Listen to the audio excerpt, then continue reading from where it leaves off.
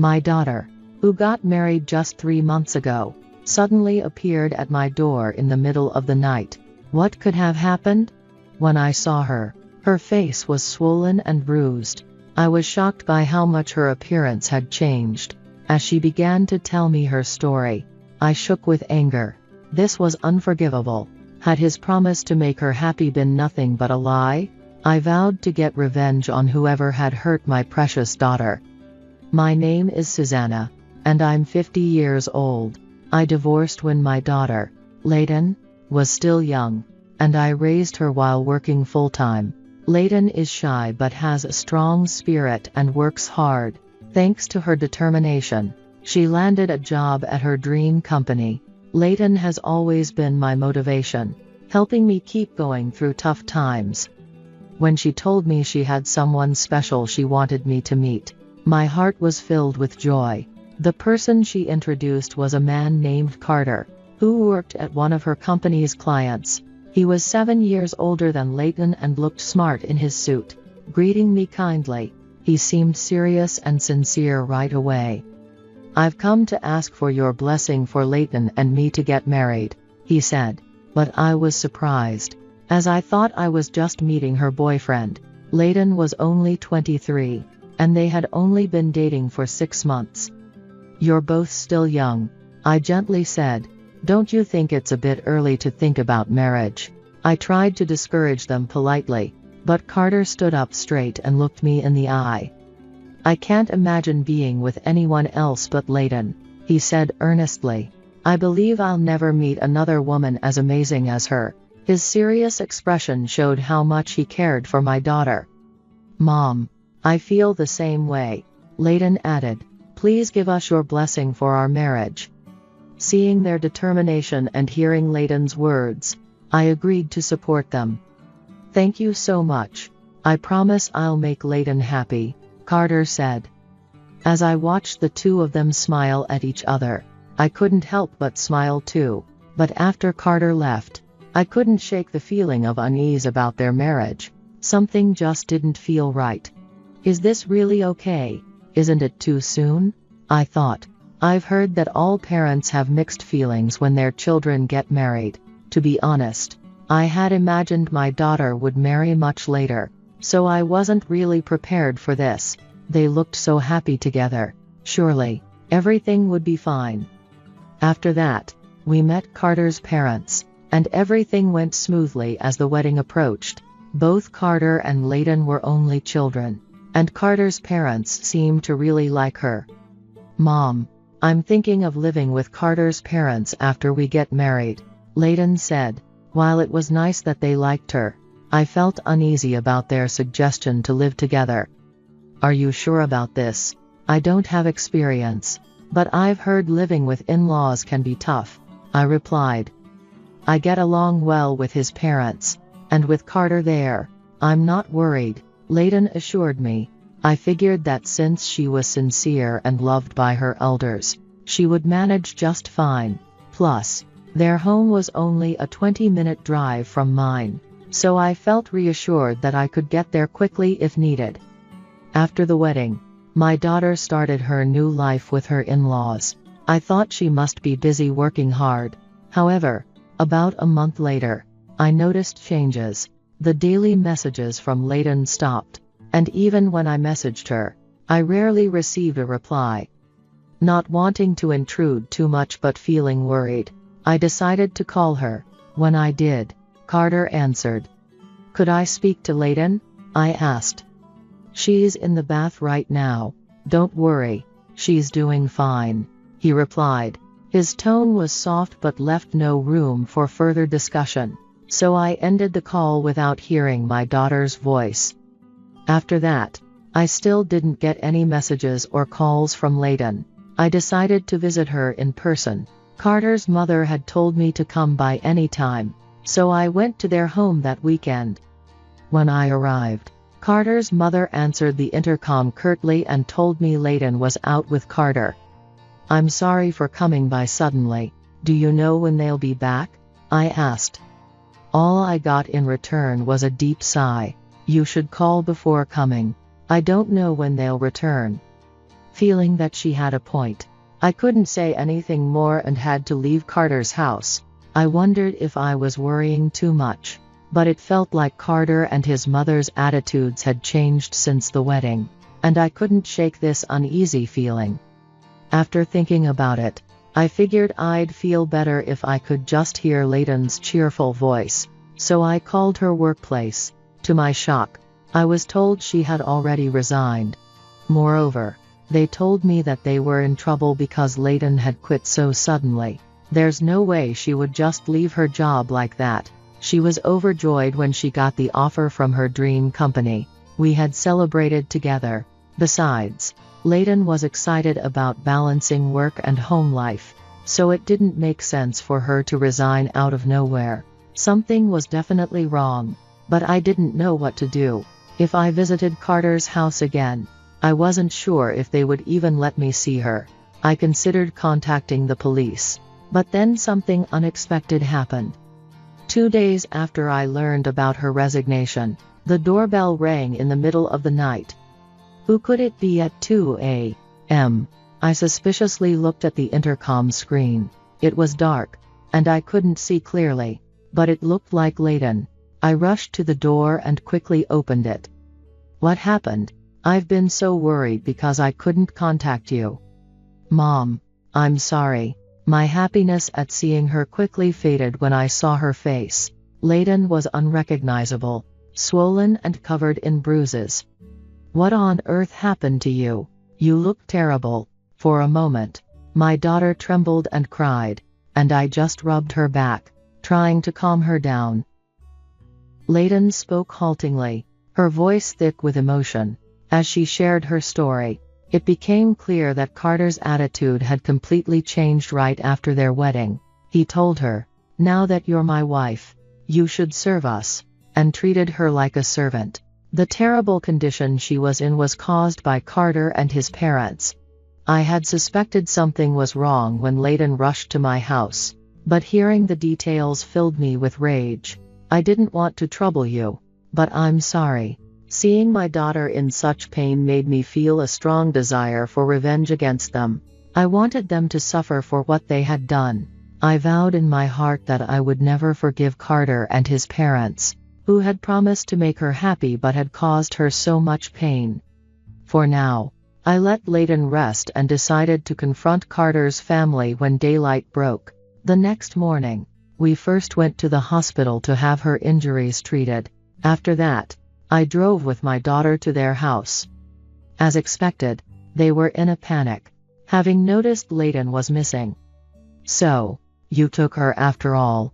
Carter's father shouted angrily when he saw it was me on the intercom. "Can you explain why Layton is in this condition?" I asked sternly, unfazed by his response. Next to me stood my daughter, her cheeks still swollen and bandaged, looking pitiful. Seeing her like this seemed to make them aware of the neighbors watching, so they let us into the house. The three of them hesitated for a moment but quickly revealed their true colors. Carter's mother glared at Layton and sneered. "We were just disciplining her a bit because she wasn't working properly." "What are you saying?" I shot back. "Carter, didn't you promise to make my daughter happy?" "That was only if she fulfilled her duties as a wife properly," he replied. "But she was too focused on her job. That's why I submitted her resignation letter for her." Layton hadn't quit her job willingly. Carter had done it without her knowledge. Tearfully, she explained that by the time she realized it, it was too late. Carter didn't like that Layton was busy with work and was coming home later than he did. She was working hard because she was excited to be at her dream job. "That's not my concern," Carter said dismissively.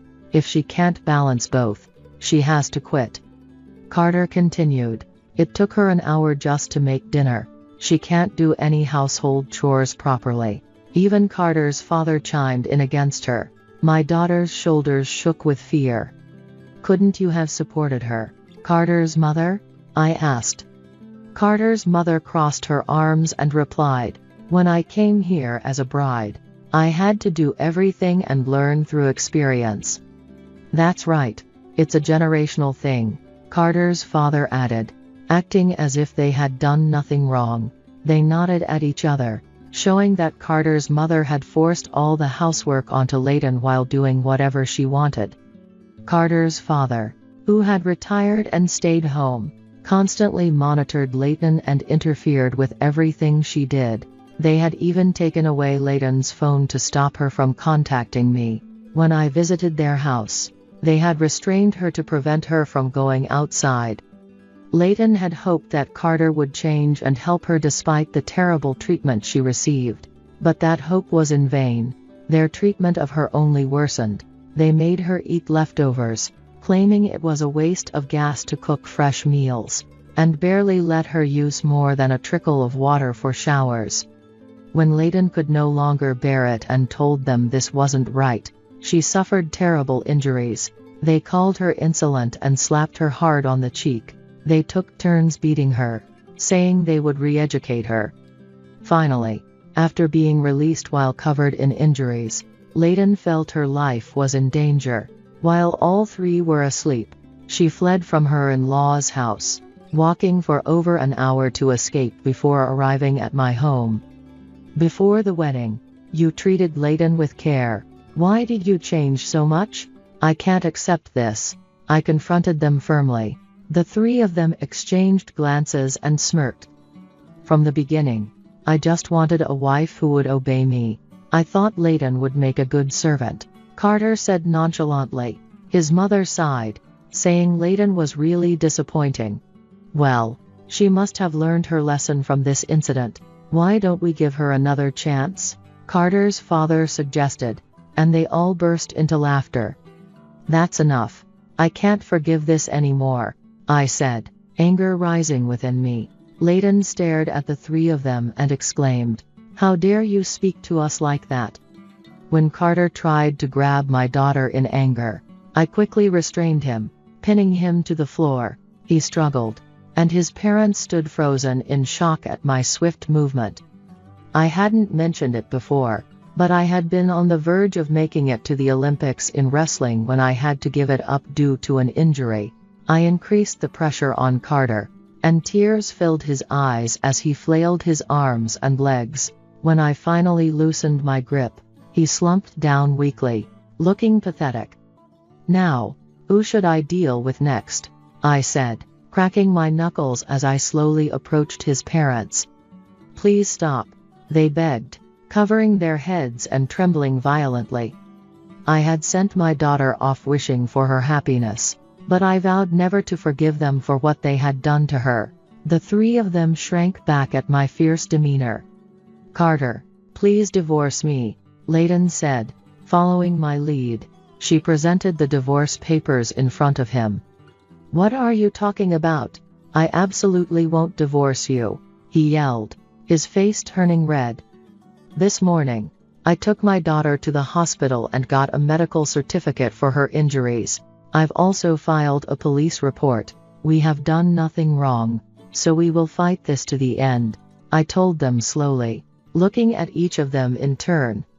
Now, sweat was pouring down their foreheads as they started panicking, crying out, "Please stop. What about our reputation?"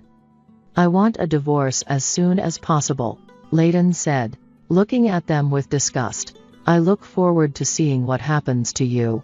You'd better regret what you've done. We gathered Layton's belongings and headed for the entrance. Wait, we heard Carter's pitiful voice behind us, but Layton and I left their house without looking back. After that, the divorce was finalized successfully, and Layton received $20,000 in compensation from Carter. The police report was accepted, and the three of them were questioned by the police. Although they were released soon after, I heard that the police came to their house to inspect the scene, which sparked gossip in the neighborhood. They were now viewed with suspicion. When Layton told her former colleagues about the mistreatment she endured from Carter, the news spread to his company, their client, and he was removed from the fast track to promotion. Meanwhile, Layton slowly healed from her mental and physical wounds at our home and began looking for a new job. My life is far from over. In fact, I've started training again because I want to get involved with wrestling once more. Rochelle. Congratulations on starting middle school. Charla, my son's wife, beamed with pride as she celebrated our granddaughter Rochelle's achievement. Thank you, Charla. Charla opened her bag with a smile, taking out a box filled with freshly baked bread. You made this bread? Way to go, Charla. I clapped my hands in surprise, impressed by the seriousness of Charla, who normally didn't cook. I thought I smelled something delicious. So you baked bread? Harv said as he emerged from the shower. His hair still damp and a towel draped around his shoulders. He inhaled deeply, savoring the enticing aroma wafting through the kitchen. Too bad for you. Charla made this bread exclusively for Rochelle. There's none for you. I laughed as I spoke, and Harv looked a bit disappointed. I see. But chuckled good-naturedly, humming a cheerful tune. Charla reheated the boxed bread in the microwave and transferred it to a plate. I made this for Rochelle, so make sure you eat it all, okay? As Rochelle took the bread, she suddenly sneezed. Immediately, Harv abruptly reached for the plate of bread. And before anyone present could stop him, Harv tossed the bread, plate and all, into the garbage can and quickly closed the lid with a decisive thud. What on earth are you doing? How could you do something so cruel? Charla went to all the trouble to make that bread just for Rochelle. Unable to comprehend Harv's actions, I smacked his shoulder 2 or 3 times in reproach. Nana, stop!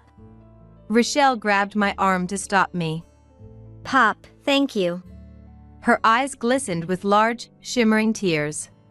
My name is Bella, and I'm 60 years old. I work part-time at a local supermarket while living with my husband Harv, a civil servant. We have 2 children, but they're both independent now and have started their own families. Our son, Roland, rented an apartment within walking distance of our house, where he lived with his wife, Charla. Charla was a full decade younger than Roland. Nice to meet you, Bella. I'm Charla. It's a pleasure. When Charla was first introduced to us, Harv and I exchanged surprised glances. Charla, our son is over 30. Are you sure about this? Harv asked with concern, but Roland immediately retorted, with a laugh. What's that supposed to mean? Observing their interaction, Charla smiled. I was a bit anxious at first, but seeing what a fun family you are puts me at ease. Well, if you're okay with a family like ours, we'll be counting on you for the long haul. Harv and I quickly accepted Charla, won over by her bright personality and genuine warmth. According to Roland, Charla had lost her mother at a young age and had been raised by her father ever since. Her father had also passed away a year ago, leaving her with no living relatives. That's why I want you and Dad to treat Charla like a real daughter. Our son appealed to us with a serious gaze, and Harv and I nodded in agreement. Charla, from today onward, we'll treat you as our real daughter. And we want you to think of us as your true mom and dad. Bella, Harv, I can't thank you enough. I'm so happy to have met Roland and his wonderful parents. Charla's eyes brimmed with tears as she bowed her head repeatedly in gratitude. Due to his job in sales, Roland inevitably had to travel frequently for work. Whenever we had time, we would keep Charla company and engage her in conversation. Charla seemed to struggle with cooking, and when Roland wasn't home, she would always resort to buying pre-made meals from the grocery store. That's no way to live, dear. Come have dinner at our place every night. Wouldn't it be a bother? Although Charla politely declined, her face lit up with a radiant smile at the invitation. Nonsense. You're like a real daughter to us, so don't hesitate to rely on us a little. Besides, it's always just Harv and I. Having you around would brighten up our meals. Well, if you insist, I'll gratefully accept. From that day on, Charla began having dinner with us every evening. Additionally, Charla apparently had trouble keeping her place tidy. When I went to check on my son and daughter-in-law's apartment, I found the room littered with bags full of garbage and piles of laundered clothes. Bella! I'm so embarrassed for you to see this mess. Charla hastily tried to shove the garbage bags and laundry into the closet. Her cheeks flushed with shame. You need to take out the trash on the designated days. And make sure to separate it properly according to the local rules. I went home to retrieve the community newsletter outlining the garbage disposal guidelines and handed it to Charla. I'll come help clean whenever I have time too. Roland asked me to take good care of you. So don't hesitate to ask if you need anything. From then on, Charla began seeking our help at every turn. Her requests growing more frequent and demanding. There are weird bugs infesting the kitchen and I'm at my wit's end. I'm too scared to deal with it myself, so please. The laundry has piled up. Can you put it away for me? My friends are coming over to hang out. So could you go shopping for me instead? After just 3 months, Charla's demands were escalating rapidly. Her reliance on us becoming increasingly burdensome. Even the mild-mannered Harv grew suspicious. Aren't we being a bit overprotective? If she can do things herself, we shouldn't let her rely on us for everything. His brow furrowing in concern as he voiced his reservations. Some days, my part-time job would run late, and I'd return home exhausted. Even on those days, Charla would come over as if it were the most natural thing, handing me a basket overflowing with laundry. I showed you how to use the washing machine last time, remember? We have the same machine, so you should be able to do it at home, right? When I chuckled wryly, sighing in exasperation. Oh, right. Charla stuck out her tongue playfully. When you scold me like that, Bella, it makes me happy. It feels like I'm being scolded by my real mother. Seeing her suddenly display a lonely expression, I found myself unable to speak any harsher words. You're having dinner at our place tonight too, right? Yes. Bella's cooking is the most delicious in the world. Although I thought her phrasing was a bit over the top. I couldn't bring myself to turn away Charla when she acted so endearingly. After finishing dinner, as I was washing the dishes like usual, the landline phone rang. I'll get it. Charla, who had started getting ready to leave, picked up the receiver. I quickly wiped my wet hands on my apron, ready to take over the call at any moment. Well then, I'll be heading home now. Thanks for the delicious meal today. However, as Charla was about to leave, I hastily rushed out of the kitchen. Who was that on the phone just now? It was a pushy salesperson. They've been calling a lot lately. And it's really troublesome.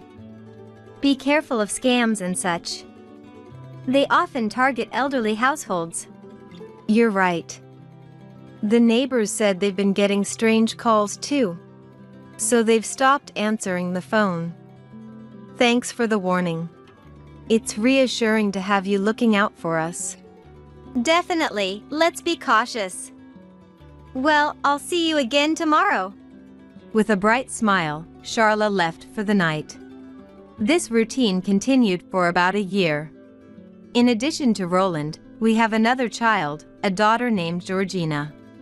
Georgina is just a year younger than Roland and married her high school classmate, Wesley. Currently, they live in the neighboring state due to Wesley's job.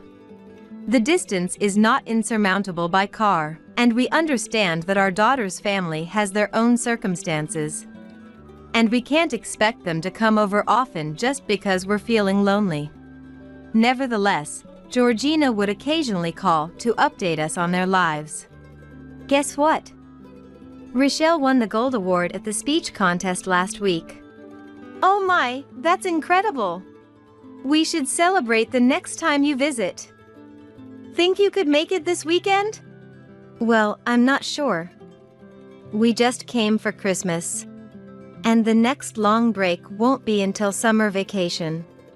After ending the call with Georgina, I always felt a twinge of loneliness. Georgina has a daughter, Rochelle, who is about to graduate from elementary school. Rochelle is our one and only grandchild, a precious light in our lives. She affectionately calls us Nana and Pop. Her love for us evident in every embrace. Up until a year ago, Wesley would drive the family to visit us every weekend without fail. Rochelle's laughter filling our home. Watching Rochelle energetically run around the spacious yard and rush to hug us.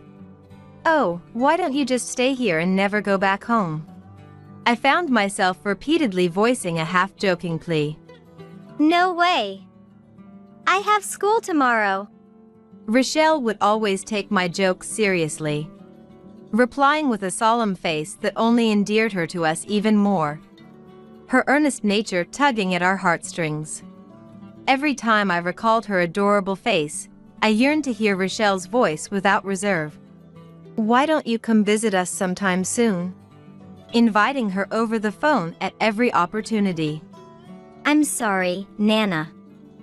I have cram school tests next week, so I need to study. This week, I promised to go shopping with my friends. And over the weekend, our class is going on a camping trip. Like clockwork, Rochelle would turn down my invitations, always citing one reason or another. Feeling a bit dejected, I would hang up the phone, only to have Harv gently pat my shoulder. Rochelle is at that age now. She must be dealing with a lot, like studying and maintaining friendships. His smile understanding and comforting. You're right. It seems like she's working hard too. Things can't be like they used to, can they? I had no choice but to convince myself to accept the changing times. Although we couldn't see each other as often as before, Rochelle would still call from time to time to share stories about school. Watching Rochelle grow from afar became a precious connection that sustained us through the passing years.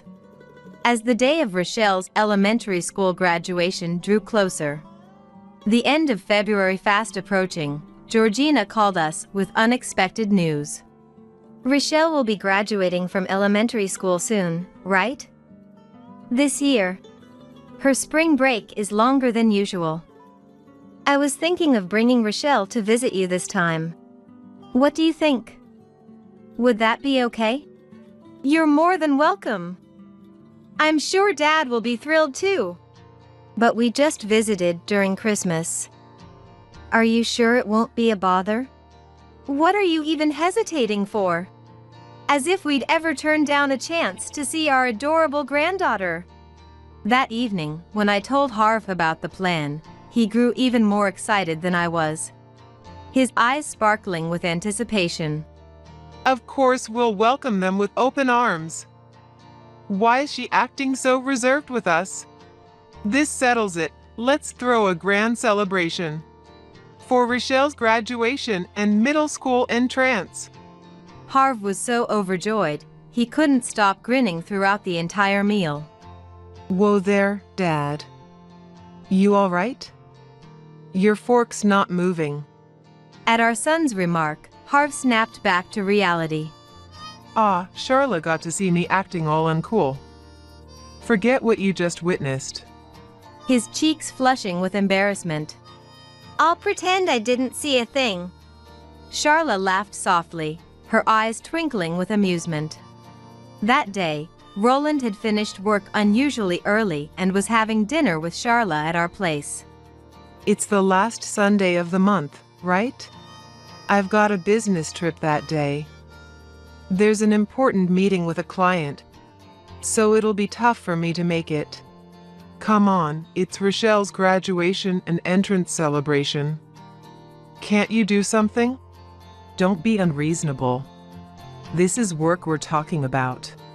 Roland gave a wry smile at Harv, who always lost all sense of boundaries when it came to Rochelle. A celebration for her entrance into middle school? That sounds wonderful. I think I'll do my best for my cute little niece that day too. Charla suddenly declared with a beaming smile, her enthusiasm infectious. Do your best at what? Well, let's see. I'll cook something special. What? You're going to cook? Are you sure about that? I feigned exaggerated surprise, but deep down, I was absolutely delighted. Charla, who never lifted a finger in the kitchen or with household chores, had just proclaimed she would put her heart into cooking for Rochelle's sake. It's okay, right? Of course it's okay. Oh, I can't wait to see what kind of dishes you'll whip up. Thank you. All right then, I'll work hard and learn some recipes for Rochelle. Seeing Charla's determination, everyone at the table burst into laughter. Before we knew it, the day of the celebration arrived. And our daughter's family came over from the neighboring state. Hello, Nana. We're here. Rochelle greeted me with a slightly more composed demeanor, as she stepped out of the car Wesley had driven. When she was younger, she would fling the car door open and immediately dash over to hug me.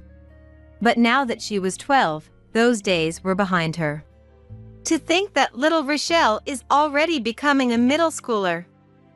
She's growing up so fast. As I lost myself in nostalgia, Georgina chuckled, finding my reaction peculiar.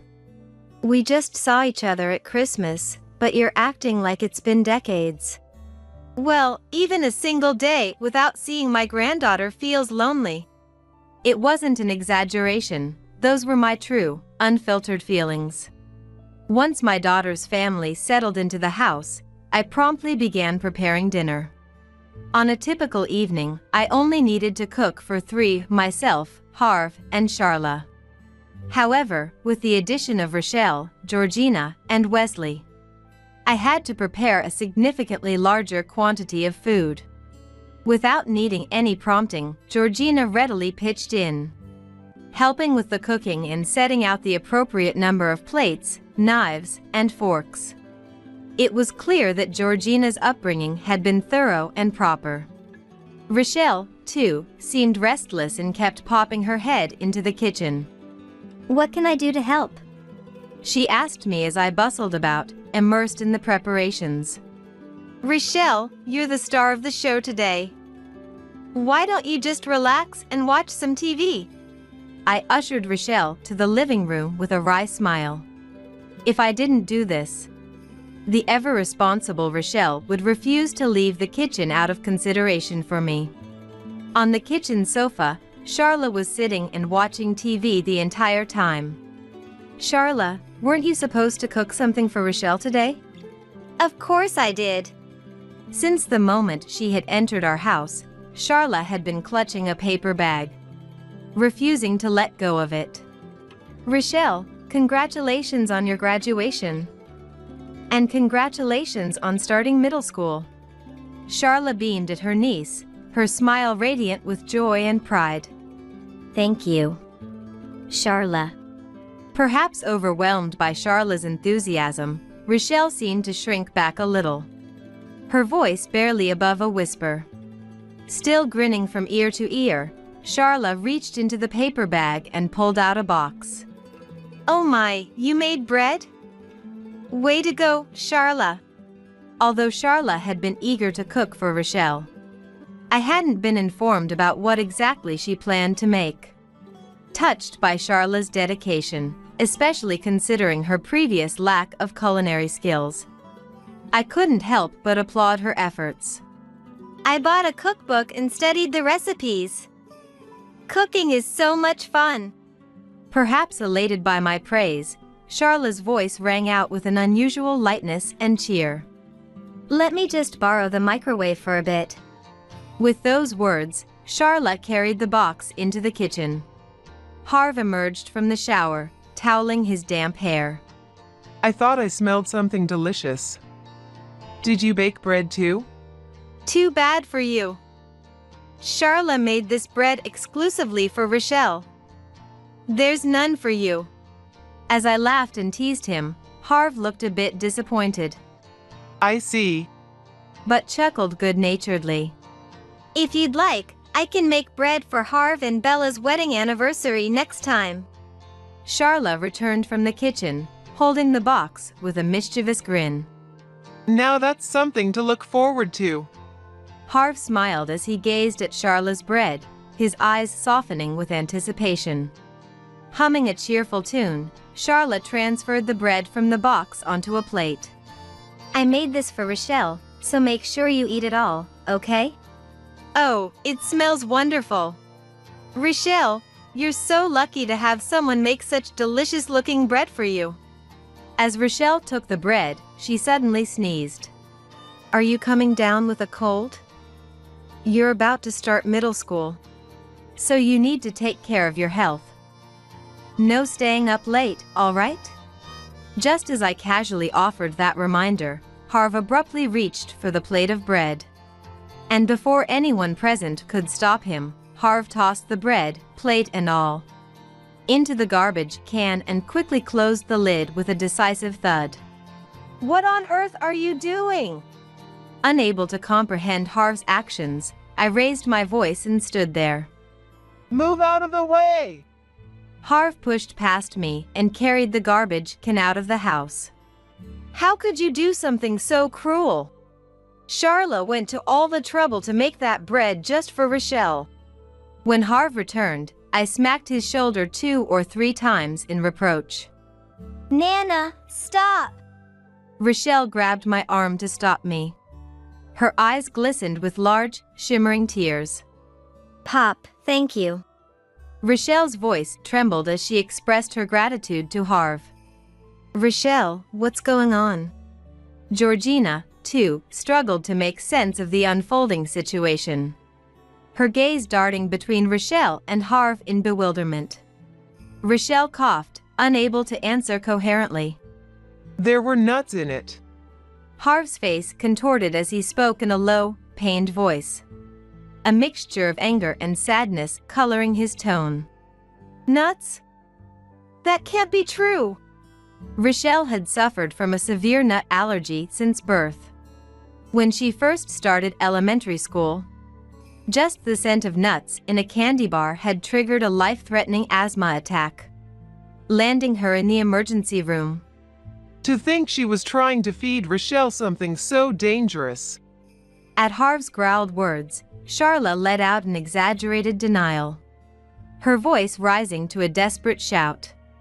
That's not true. I had no idea Rochelle was allergic to nuts. I swear I didn't know. Please believe me. Tears streamed down Charla's face as she frantically tried to defend herself, dropping to her knees in a pleading gesture. Stunned by the unexpected turn of events, we fell silent, forgetting to utter a single word. Just then, the doorbell rang, shattering the heavy silence that had settled over the room. The sky had grown dark outside, and a glance at the clock revealed it was past 8 p.m. The house was so quiet, I thought no one was home. Our son entered the room, shrugging off his suit jacket. Roland, didn't you say you had a business trip today?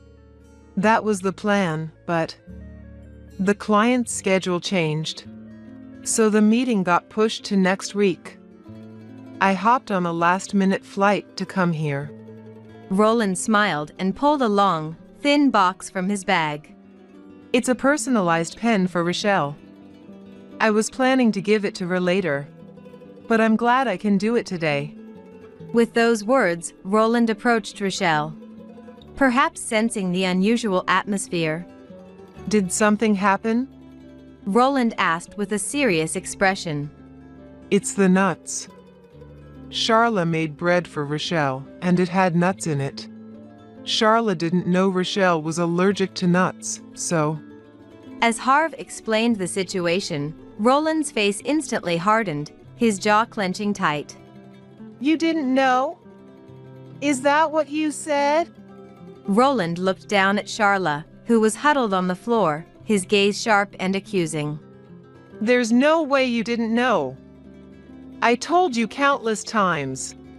Didn't I? That Rochelle has a nut allergy, so you need to be careful. In fact, weren't you the one who asked if Rochelle had any allergies in the first place? Is that true? Charla, did you knowingly try to feed Rochelle nuts even though you were aware of her allergy? I stared at Charla in disbelief, my mind reeling from the revelation. Charla looked up at me with pleading eyes. No, that's not it at all. I just forgot, that's all. I sometimes make mistakes like this, and it frustrates me to no end. She tried to brush off her actions as a simple, unintentional error. Then, Georgina, who had been silently observing the scene, spoke up, her tone measured but firm. Charla, that's not the only thing you're hiding, is it? Her sharp gaze pierced through Charla as she questioned her. What do you mean? There's more to this? I felt as if everything I had believed in was crumbling before my eyes. And I feared I might lose my sanity. It was around the end of last year. Rochelle called to talk to Mom and Dad. But Charla answered the phone. And you know what she said to Rochelle? In a low, scolding voice. She told her, "Don't come over to play anymore." I was right beside her when I heard those words. And I couldn't believe my own ears.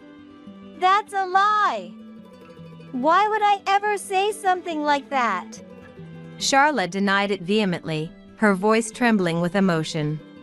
However, Georgina refused to relent in her pursuit of the truth. Rochelle wrote countless letters addressed to Mom and Dad, but not a single one received a reply. Did you read those letters, Mom and Dad? At Georgina's question, I turned to Harv, but he shook his head in denial. Until that very moment, I had been completely unaware that such letters had been sent.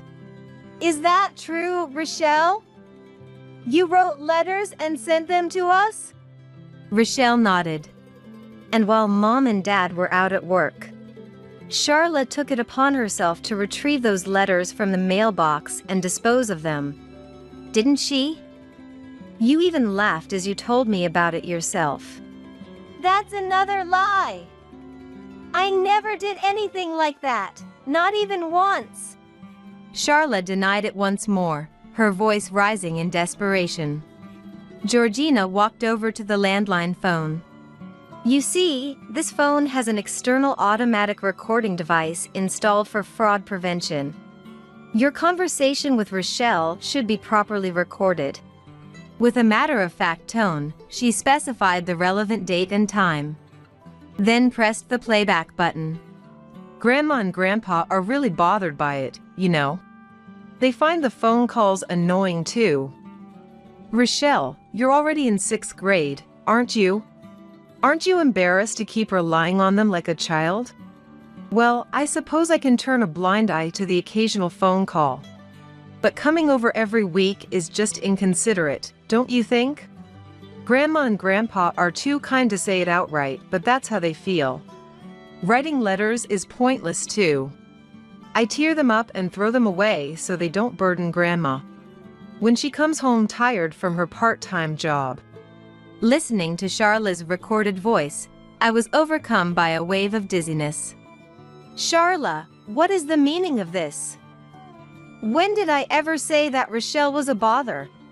Charla merely trembled, refusing to utter a word in her defense. Rochelle made me promise not to tell Mom and Dad because she didn't want to worry them. But I can't stay silent anymore. Not after you knowingly tried to feed her nuts despite her allergy. Rochelle, Georgina. I'm her husband, and yet I had no idea. I'm so sorry. Roland dropped to his knees, apologizing for allowing Charla to do as she pleased all this time. It's okay, Uncle. It's not your fault. I don't think there's cause for concern, but just to be safe, take her to the hospital immediately. Harv instructed, his face tense with worry. Without hesitation, Wesley hoisted Rochelle onto his back and carried her to the car parked in the garage.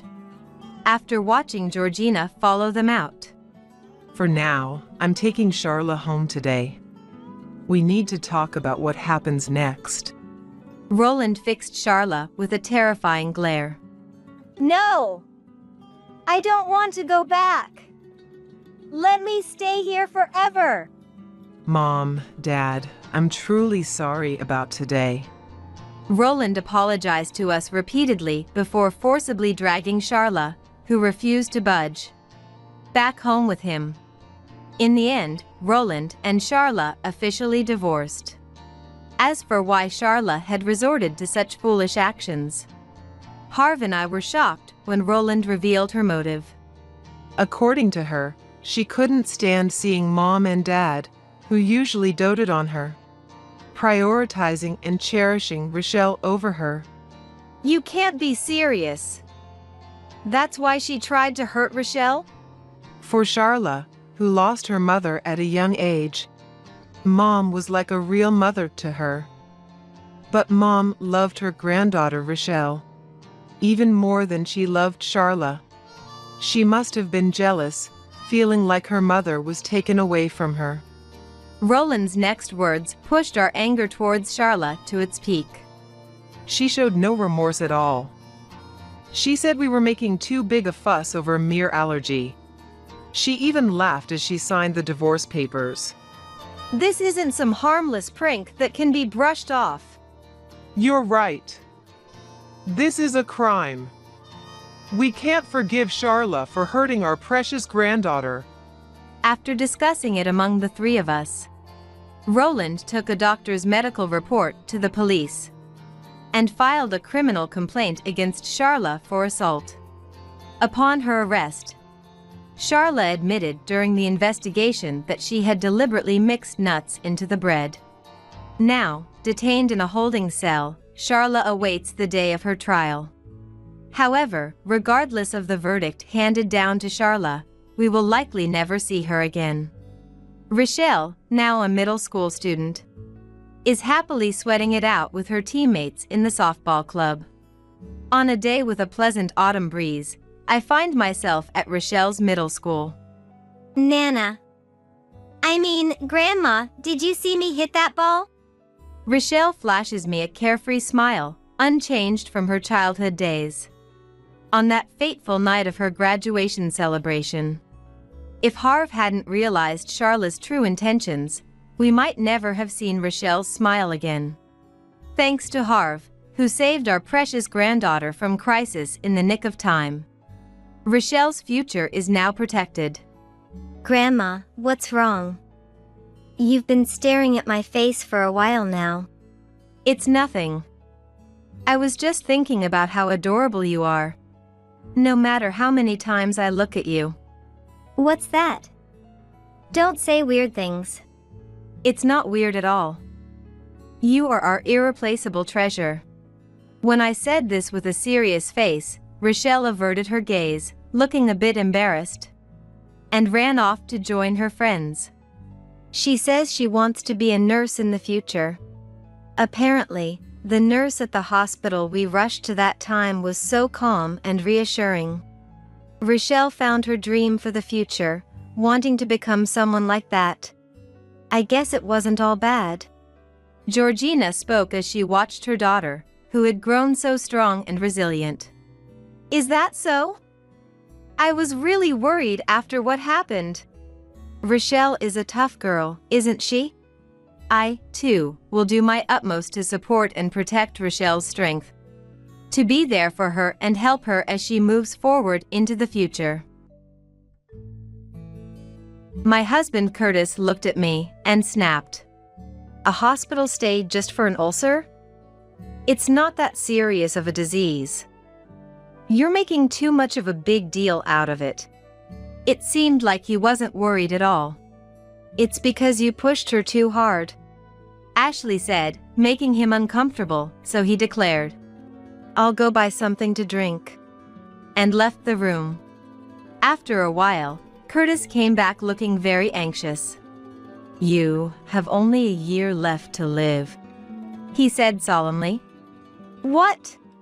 I was surprised, wondering if there had been some explanation from the doctor that I was unaware of. No, I just overheard your parents talking outside. I was going to greet them, but then I heard something like that. I wondered what my parents were talking about. As we sat in silence, Ashley suddenly burst into laughter. Puffed. Ha ha ha. Wondering what was going on, we both looked at Ashley. Then she turned to Curtis and dropped a bombshell. What are you talking about? Isn't that about your mistress and not Mom? The air froze. Dad, we know everything. Hey Stella, isn't breakfast ready yet? As usual, Curtis called out to me. I was in the kitchen, preparing breakfast. It'll be ready soon, I answered while setting up the corn soup and bread on the table. I told you I have a meeting this morning. I have preparations to make. Hurry up. I placed the omelet on a plate in front of Curtis, who started eating without a prayer. After all, I was just preparing everything as usual. It was he who overslept. Suppressing my thoughts, I started doing the laundry. Once Curtis hurried out, I finally took a breath of relief. The morning news show started, and I took my breakfast to the lively sound of the TV. As a housewife, I spent my days like this, taking care of Curtis. After 25 years of marriage, with a lot of time spent alone at home, I've been thinking about picking up a hobby, but my shy nature always gets in the way, preventing me from taking the first step. Every day, I prepare breakfast for Curtis, do the laundry, clean, shop. I was getting bored with the repetition of the same days. I've thought about going to work, but I've been frail since I was young, and after giving birth to our daughter Ashley, I became even more prone to illness, so that was not an option. Will my life just end without anything changing? As I was thinking this, the doorbell rang. The sound of the front door unlocking was heard, and Ashley entered. "Mom, are you here?" she said, opening the door to the living room. Welcome back. Ashley sometimes comes back like this to check on me. When I'm not feeling well, she even helps with the housework. She's such a capable daughter. How are you feeling? I've been doing quite well recently. Ashley looked relieved to see my face, smiling gently. That's good to hear. Then, how about we go out for lunch? You must be bored, right? she suggested. We went to a restaurant near where Ashley works and talked about her recent life over the meal. These moments were a happy time for me, and also a break from the monotony of my daily life. After finishing our grocery shopping for dinner and returning home, Ashley set down the bags she was carrying and quickly went back to her own place. When I asked if she didn't want to see Curtis, "Dad's probably fine," she simply replied. Indeed, Curtis, at 48, still looked young for his age. He would work out at the gym after work, and lately, he even started caring about his looks, keeping his body fit and his skin lively. He always had high self-esteem, saying, "I don't want to become someone who gives up just because they're getting older." Compared to Curtis, I feel like an old woman, overshadowed by him and treated coldly. After Ashley left, a flyer on the table caught my eye. It was something that had been put in the mailbox. The flyer featured a beautiful woman. It seemed to be for a yoga class being held nearby, taught by an active model, offering reasonable prices for people of all ages. I wonder if I could manage yoga, given my frail health. But I found myself making excuses, and tucked the flyer away between the pages of a newspaper. Looking at the clock, it was almost 5 p.m. I must start preparing dinner soon. If Curtis comes home and dinner isn't ready, he'll yell at me again. Since he was in a bad mood from the morning, I planned to make his favorite dishes. And so, I found myself preparing dinner for Curtis again, as usual. Around 7 p.m., Curtis came home. I immediately started preparing the shower. Curtis prefers to shower before dinner. While waiting for the shower to be ready, Curtis was drinking a can of beer and reading the newspaper in the living room. Wow! Isn't she a beauty? I was startled by his sudden outburst, only to realize he was looking at the yoga class flyer I had tucked in. Huh. A model and yoga instructor, huh. It's close to our house too. Hey, why don't you give it a try? He said, looking at me with a sarcastic tone. An old woman like me going there would just be a nuisance. I brushed it off lightly, but he sighed. You always say that. Try to take care of your body a little. It seemed he was also tired of my negative thinking. You used to be good in your younger days, but you're becoming more of an old woman day by day. He left those words behind and headed to the bathroom. When did I start to feel so miserable? It had become so routine that I seemed to have become numb to it. But even so, I can't go back to my younger days. I knew all too well that the reason I never took action was none other than myself. Envious of the radiant smile of the woman on the yoga class flyer, I felt like I was living in a world far removed from blaming someone or something else. On his next day off, Curtis left with the yoga class flyer. Are men allowed to go there too? It was a class held at a young woman's home. Wondering if that was really okay, I asked. It says here people of all ages and genders. So it should be fine. I'm just going to observe. If it's not okay, I'll come right back. He left the house cheerfully, leaving me behind. I wish he had taken me with him. Even though I had chosen not to go, I found myself blaming others again. Fed up with myself, I decided to go for a walk for a change of scenery. I wondered if I could catch a glimpse of what the yoga class was like, even if from outside. It was a sunny Saturday afternoon. Perfect for a walk. I walked at my own pace. Eventually, I reached the neighboring town where the yoga class was. I didn't remember the address from the flyer, but I had a rough map in my head. And so, I walked looking for the yoga studio sign. Yoga. Yoga. Then I realized. There were no signs for a yoga studio around here.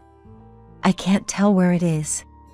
Just as I was about to give up and go back, I heard a familiar laugh. Turning the corner towards the sound, I saw a man and a woman I recognized, sitting at a garden table, enjoying tea. It was unmistakable. Curtis and the yoga class instructor. Not wanting Curtis to notice me, I couldn't hear what they were talking about, but they seemed to be having a great time. Despite being my husband, I was impressed that he didn't seem out of place even next to a young woman. Suddenly, I felt miserably shabby and pathetic. Unable to stay still, I quickly returned the way I came. Why do I always end up like this? All the way home, I kept blaming myself. It wasn't just about my deteriorated appearance. Above all, I needed to do something about this self-deprecating personality. I resolved to change. In the evening, as I was preparing dinner, Curtis came home in a particularly good mood. How was the yoga class? My heart raced, wondering if he knew I had seen him having a good time. Yeah. It was fun. The teacher was around Ashley's age, but she had proper qualifications as an instructor and seemed very competent. So she was that young. I wondered what kind of conversations they had, what made them enjoy their time so much. I became a bit curious. Maybe I should try yoga too. I murmured to myself, then. No, that would be impossible for you. Curtis looked me up and down exaggeratedly before laughing. There were a few others there, but none like an old woman like you.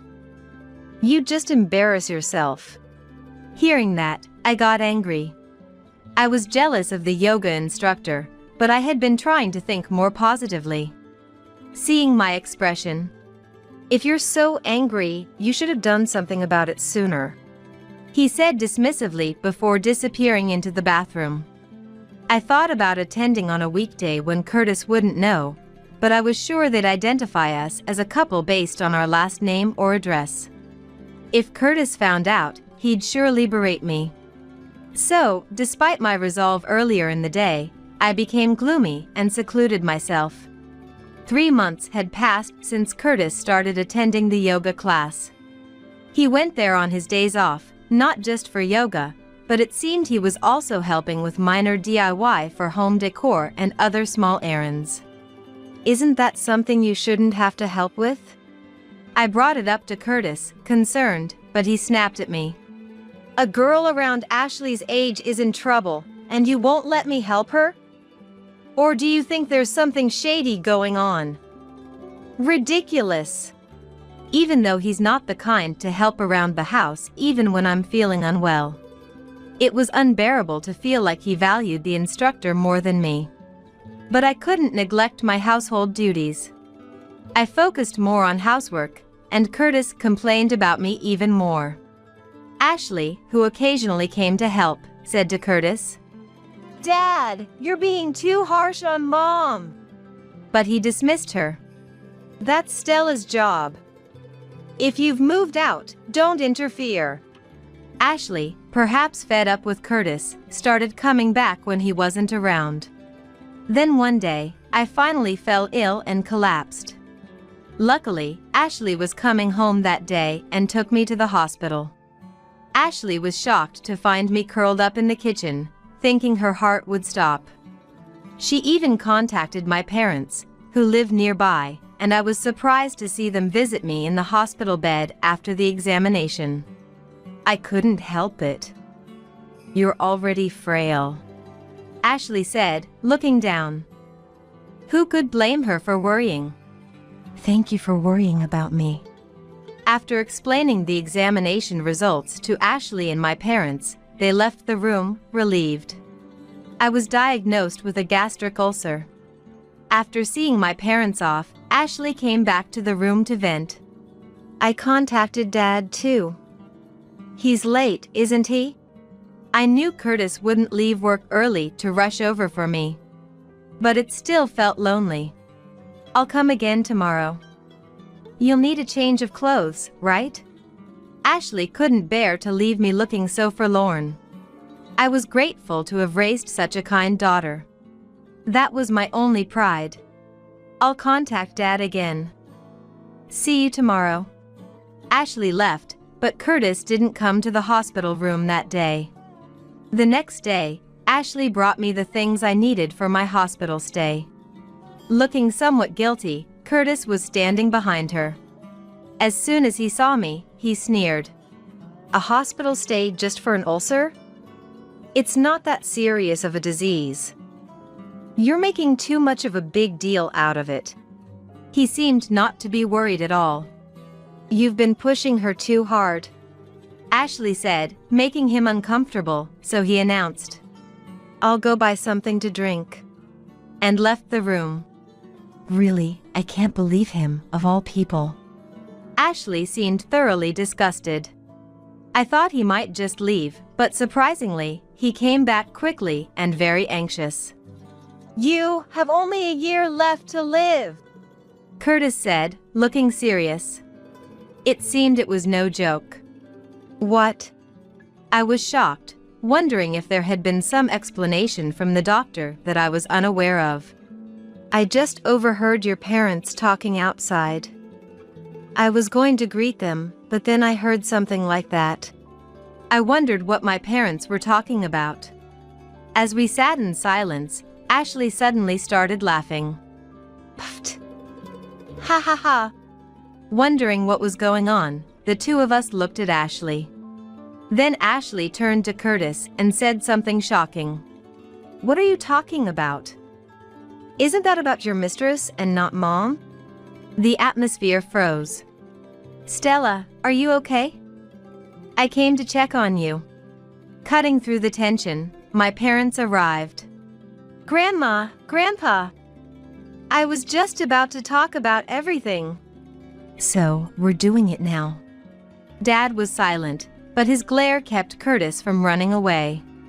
Dad, we know everything. Ashley began to tell everything. It was about a month after Curtis started going to the yoga class.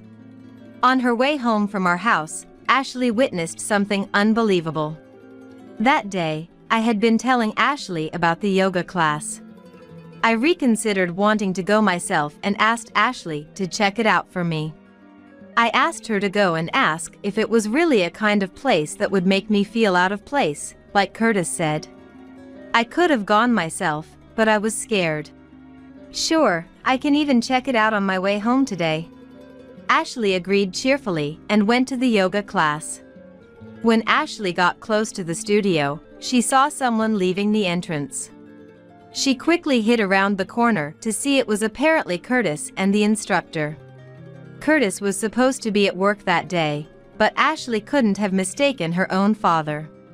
Feeling something was off, Ashley stayed hidden and watched.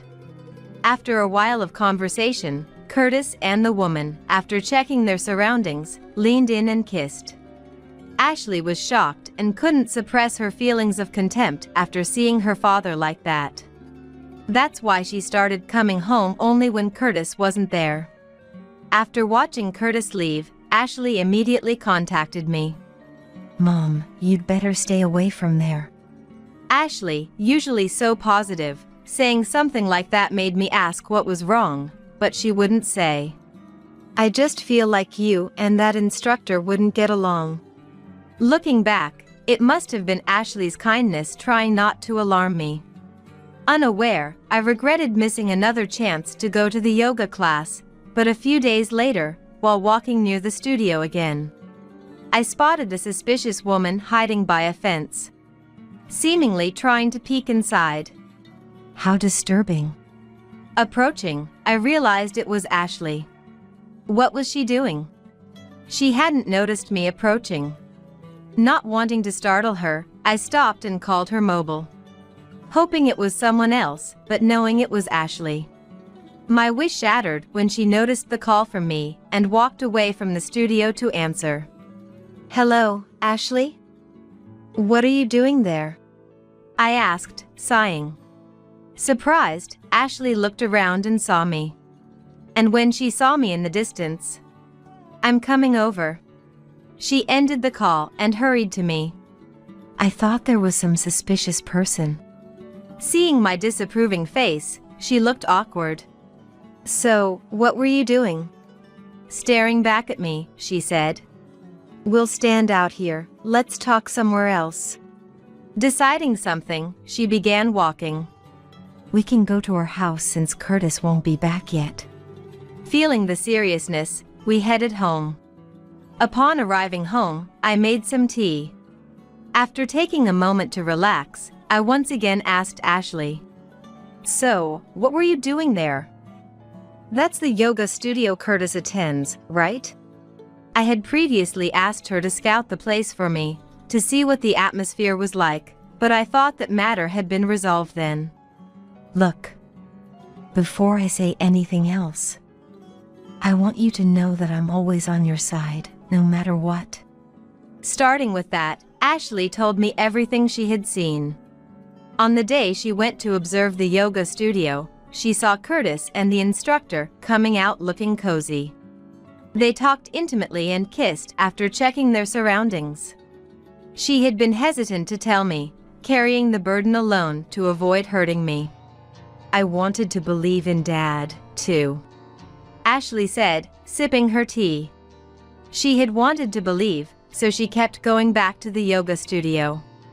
But contrary to her hopes, Curtis was frequently there, getting along well with the instructor. I was thinking, if I could somehow catch them in the act. If she had proof, she could confront Curtis. She thought by having something over him, she could make him stop treating me badly. I could have been reported for stalking. Discovering her there helped Ashley regain her composure. Yes. Despite hearing about Curtis's affair, I somehow remained calm. I had suspected something beyond just yoga lessons. Curtis denied it, but I lacked the courage to delve further. Hey, Mom. Are we just going to leave things as they are? Ashley looked at me worriedly. If you're up for it, I'm willing to help. I immediately understood what she was hinting at. You're asking if I'm considering divorce? Ashley just nodded without saying a word. What do I want? I asked myself. Honestly, even if I decided to divorce, I wasn't sure I could make it on my own. Having been a housewife all this time, could I really find work? Plus, there were my health concerns. Ashley offered her support, but I couldn't always depend on her. Sensing my deep thought, Ashley reassured me. Even if you decide not to divorce, like I said earlier, I'm always on your side. And left before Curtis came home. Curtis arrived and immediately started complaining about everything as usual. The taste of dinner, the cleanliness of the house, as if he was searching for faults on purpose. Had it not been for the discussion with Ashley earlier, I might have been able to ignore it, but today I couldn't. Hearing the facts from Ashley, everything Curtis did started to disgust me. His voice, being in the same room, everything felt repulsive. That night, after Curtis had gone to sleep, I decided to check his mobile phone in a desperate search for evidence. If there was proof, I would divorce him. I knew it was wrong, but the betrayal started with Curtis. Convincing myself, I checked his phone. But my last hope was shattered. Texts and photos with the instructor, undeniable evidence of his affair, were there. Quietly closing the phone, I went to the living room and lay down on the sofa. I couldn't bear to sleep in the same room. I'll contact Ashley first thing tomorrow. And that's how our plan began. Ashley and I decided to inform my parents first. If the divorce went through, I'd move back to my parents' house. So, it was necessary to explain the situation. Hearing this, my parents were furious. After discussing it as a group, we decided to act at the moment that would make the yoga instructor the happiest. During her surveillance, Ashley found out the instructor apparently had another man. I'll attend the yoga class and gather information. Saying that, Ashley started attending the yoga class and got closer to Curtis's mistress, Hilda. It turned out, just as Ashley had guessed, Hilda was engaged and planning to get married in a year. We'll target that time to demand alimony in the divorce trial. Ashley was oddly enthusiastic, but I felt heavy-hearted. I was anxious about whether I could let Curtis be free for so long and act as if everything was normal. Even now, just living in the same house made me feel sick. My anxiety and the stress of living with Curtis culminated in me developing a gastric ulcer. After telling me all that had happened, honestly, I didn't realize you were under so much stress. I'm sorry, Ashley said. When I was taken to the hospital, she discussed with my parents and decided to change the plan to immediate divorce and claim alimony. Hearing Ashley's story, Curtis just hung his head in silence. The 1 year left you heard about was referring to your mistress Hilda's modeling career. Ashley spoke coldly and formally to Curtis. There's no need for such drastic measures. A normal divorce would suffice. Don't destroy someone's happiness like that. Hearing Curtis prioritize Hilda's happiness over our divorce, I felt an anger like never before. Before Ashley could retort, I confronted Curtis. The one who has been destroying my happiness talks now. Curtis looked at me as if bitten by his own dog. After all the exploitation, not caring about my health but worrying about another woman, it's disgusting. I had never known I could despise someone so much. It was the first time I realized that I had such feelings inside me. Disgusting, you say? You don't have the right to talk back to me. My negative emotions were overflowing. Ashley tried to intervene, but she seemed bewildered by my anger. Just as I was about to lash out at Curtis again, Mom intervened softly. "That's enough, Stella." Her voice was gentle and comforting. A voice I'd known since childhood. I snapped back to reality. After a moment of silence, Mom calmly addressed Curtis. "Curtis, I've heard the situation from both Ashley and Stella, but I haven't heard it from you." Curtis looked uncomfortable. "If you have any justification, we're listening." Her voice, different from when she scolded me earlier, now carried a chill. "I don't have any excuses," Curtis stammered. "So, you admit everything is true?" Seemingly accepting his fate, Curtis defiantly admitted. Yes. I love Hilda, not Stella. I can't help it.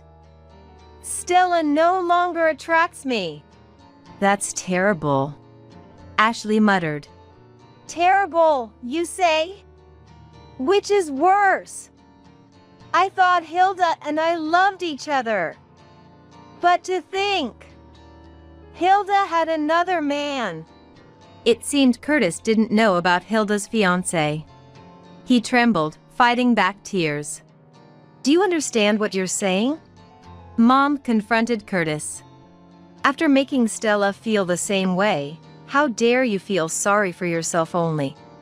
Curtis looked down, unable to raise his face. Ashley and Mom spoke for me, but I felt nothing for Curtis anymore. I just wanted to be away from him. That was my only wish. "With the divorce, we'll also be claiming alimony from you and Hilda, so please leave for today," I told Curtis formally. He stood up weakly, avoided our gazes, and left the hospital room.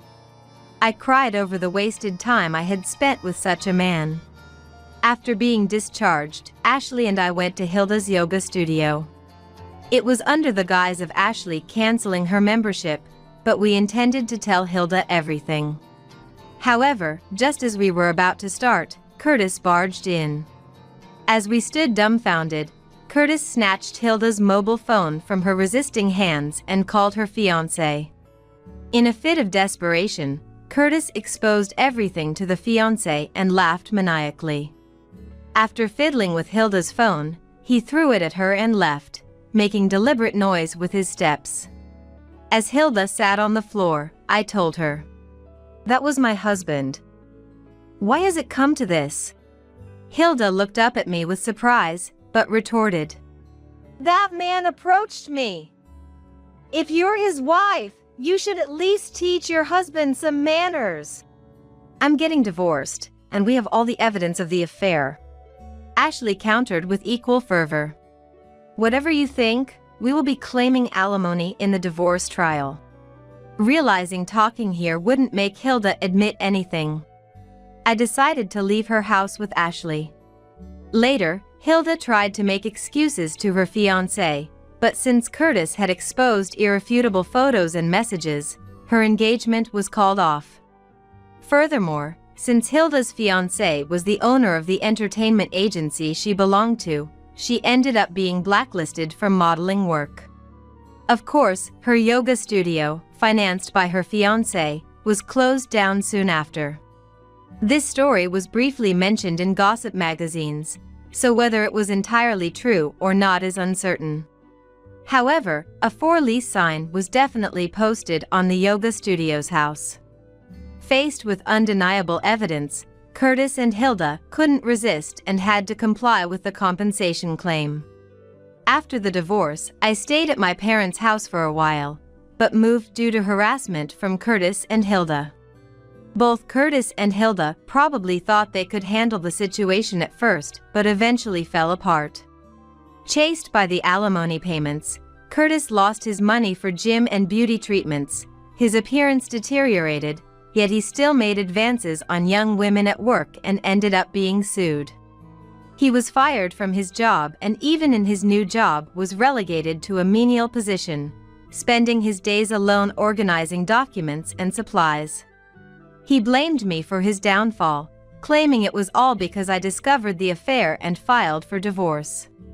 As seen in the tabloids, Hilda, after being abandoned by her fiancé, was sued for the yoga studio's business expenses and chased by debt. She blamed me for her misfortune. My parents quickly sold their house and bought a condominium where the four of us could live together. The condominium has excellent security, so we no longer need to fear harassment from Curtis and Hilda. Feeling it pathetic to rely solely on Ashley's income and my parents' pensions, I learned to use a computer from Ashley and started working from home. I'm surprised to find I had such a talent. Today, I'm writing a column about life's battles. My life might have been an uneventful housewife's, but this divorce saga is sure to attract attention. While adding a bit of color to the story, I type the words. My face is wrapped in a gentle smile. I don't think you should go on that trip, I said with a cold voice, only to be met with an annoyed glare from my husband. He was getting ready to join his company's retreat, clearly not thrilled about my input. Look, it's not like I'm going out to play. It's a social obligation, and I can't just not show up without a good reason, he retorted in a mocking tone, followed by an exaggerated sigh. Well, I've warned you. Just don't regret it later, I responded. My name is Grace. Currently, I'm a 28-year-old housewife. Anthony, my husband, and I have been together since our college days and got married after we both started working. He's 2 years older than me, and we got closer because we were in the same club. Well, to be more accurate, I joined the club because I was attracted to him. When I was a freshman, I was club hopping with some new friends I made. That's when I met Anthony, who was exceptionally noticeable due to his good looks while handing out flyers as the head of the club. One of my friends fell for him instantly and decided to join the club even before hearing what it was about. Eventually, dragged along by her enthusiasm, the rest of us submitted our membership forms and started participating. Unlike in middle or high school, I figured if I didn't like the club since it was just a hobby, I could just leave. That was the mindset of my other friends too, and we had agreed to join something anyways. Deep down, I also found Anthony charming. However, when the friend who had decided to join because of him started making moves, I decided to step back. Plus, there were quite a few other fans of his, making it difficult to get close. But, how did I end up marrying him, you might ask? It was during the cultural festival that year, where our relationship rapidly developed. We were part of the music club, which performed in several groups during the festival. Anthony and I, along with a few others, ended up forming a band. For the first time, I felt genuinely glad to have joined the club and practiced an instrument. Discovering the joy of playing, I spent my free time in the club room. As the festival approached, I was there even more often. Sometimes, it was just Anthony and me, and through these moments, we grew closer and started dating after the festival, with me making the first move. However, after our successful performance at the festival, Anthony gained more admirers, and I chose to keep our relationship a secret. I wanted to brag about being with him, and he said it was unnecessary to hide. But he didn't understand my fear of other women's jealousy. We often targeted weekdays when it was less crowded for our outings. It felt like a secret date, which was fun in its own way, and I cherished the time I could spend with my husband. But then, he started his job search. Until he got an offer, even my usually calm husband was understandably tense. He seemed to have less time for part-time jobs, often complaining about being broke every time we met. Since the days we could meet were getting fewer, I secretly increased my shifts and used the money I earned to cook for him. I feel pathetic having to rely on this, he would say, yet he happily devoured every meal I made. From that time, I vaguely imagined our life together as a married couple, though I thought it was too soon to mention it to my busy boyfriend. Eventually, when he landed a job and graduated, and I had my graduation confirmed, we got engaged. He rented a new apartment due to his job, and I often visited, almost living there. We were in a semi-cohabiting state, but he paid for the rent and utilities with his salary, so I helped out with household chores in return. I would make meals to last several days and store them in the fridge, take out the trash in the morning, and clean the bathroom and toilet. I thought I was doing well, but it turned out my husband was quite lazy. When I couldn't come over for a week due to some errands, I found the floor littered with trash. Maybe because it was his first year working, he often had entertainment duties and would leave the room unventilated. Opening the door to a room filled with the smell of sweat and garbage required bravery. But I loved my hard-working husband, and I appreciated his thoughtfulness, like bringing home fancy sweets to say thank you. After graduating, I worked in an office for a year, but then, at my husband's strong request, I became a housewife. The reason was simple. I want you to take care of the house. His lifestyle habits remained the same, with me handling most of the household chores. Additionally, the number of drinking parties increased over the years, making financial management challenging. However, since we lived on my husband's income, it was hard to ask him to cut down on social gatherings. He was supportive when I occasionally met with friends, even giving me some pocket money for those outings. But I couldn't stay silent and watch our household expenses increase, so I brought it up with him several times. At first, he would say, "It's okay, the entertaining expenses are covered by the company. The money comes back." But gradually, he started giving specific reasons, like, "Today is a colleague's birthday," or "I can't miss a promotion celebration." It became harder for me to object. My husband had a close group of friends at work. I heard from a university friend who also landed a job there. That friend was the one who had a crush on him and led us to join the club.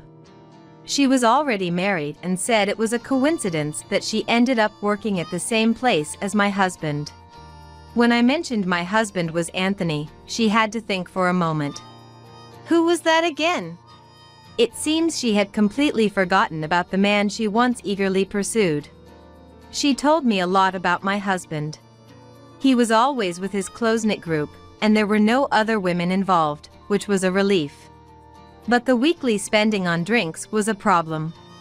I kept asking him to cut back on the drinking sessions, but he couldn't refuse invitations from dear friends.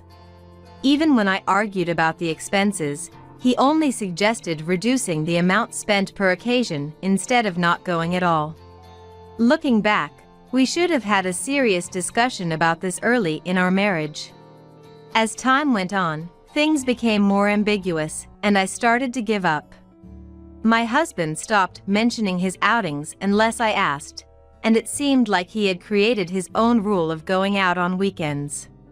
Approaching his 30s, he hadn't changed his living habits from his student days, only capable of leaving his clothes on the floor. I had gotten used to taking care of him, so even though I was frustrated, I stopped bringing it up. I figured if we were going to fight about it, I might as well let him do what he wanted. Then one day, my husband mentioned he would be joining the company's retreat. A company retreat when it's not even a long weekend? If it were during a long weekend, everywhere would be crowded. The idea is to go at a different time so we can actually relax. He explained. I'm okay with him participating in the trip since he's been working hard. But the cost is what worries me. Even if the travel expenses are covered, things like meals and souvenirs will likely be out of pocket. With the warmer days, his drinking outings have become more frequent, and our expenses have grown more severe. And there's something about this retreat that's bothering me. Maybe you should skip it? You've been really busy lately and must be exhausted. It's a work obligation, and everyone's expected to go. he said, though his expression softened. He seemed really keen on going. For once, I pressed harder. Are you sure you want to go? We can't afford to spend more right now with all our bills.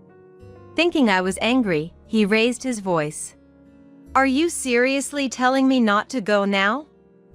You say we don't have money, but it's all coming from my salary anyway. Don't act so high and mighty.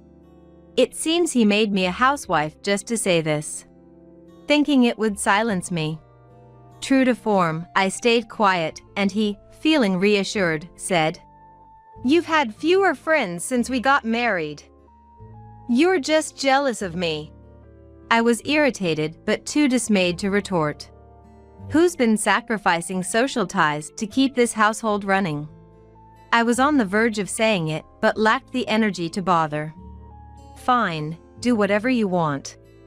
At that, he momentarily looked triumphant.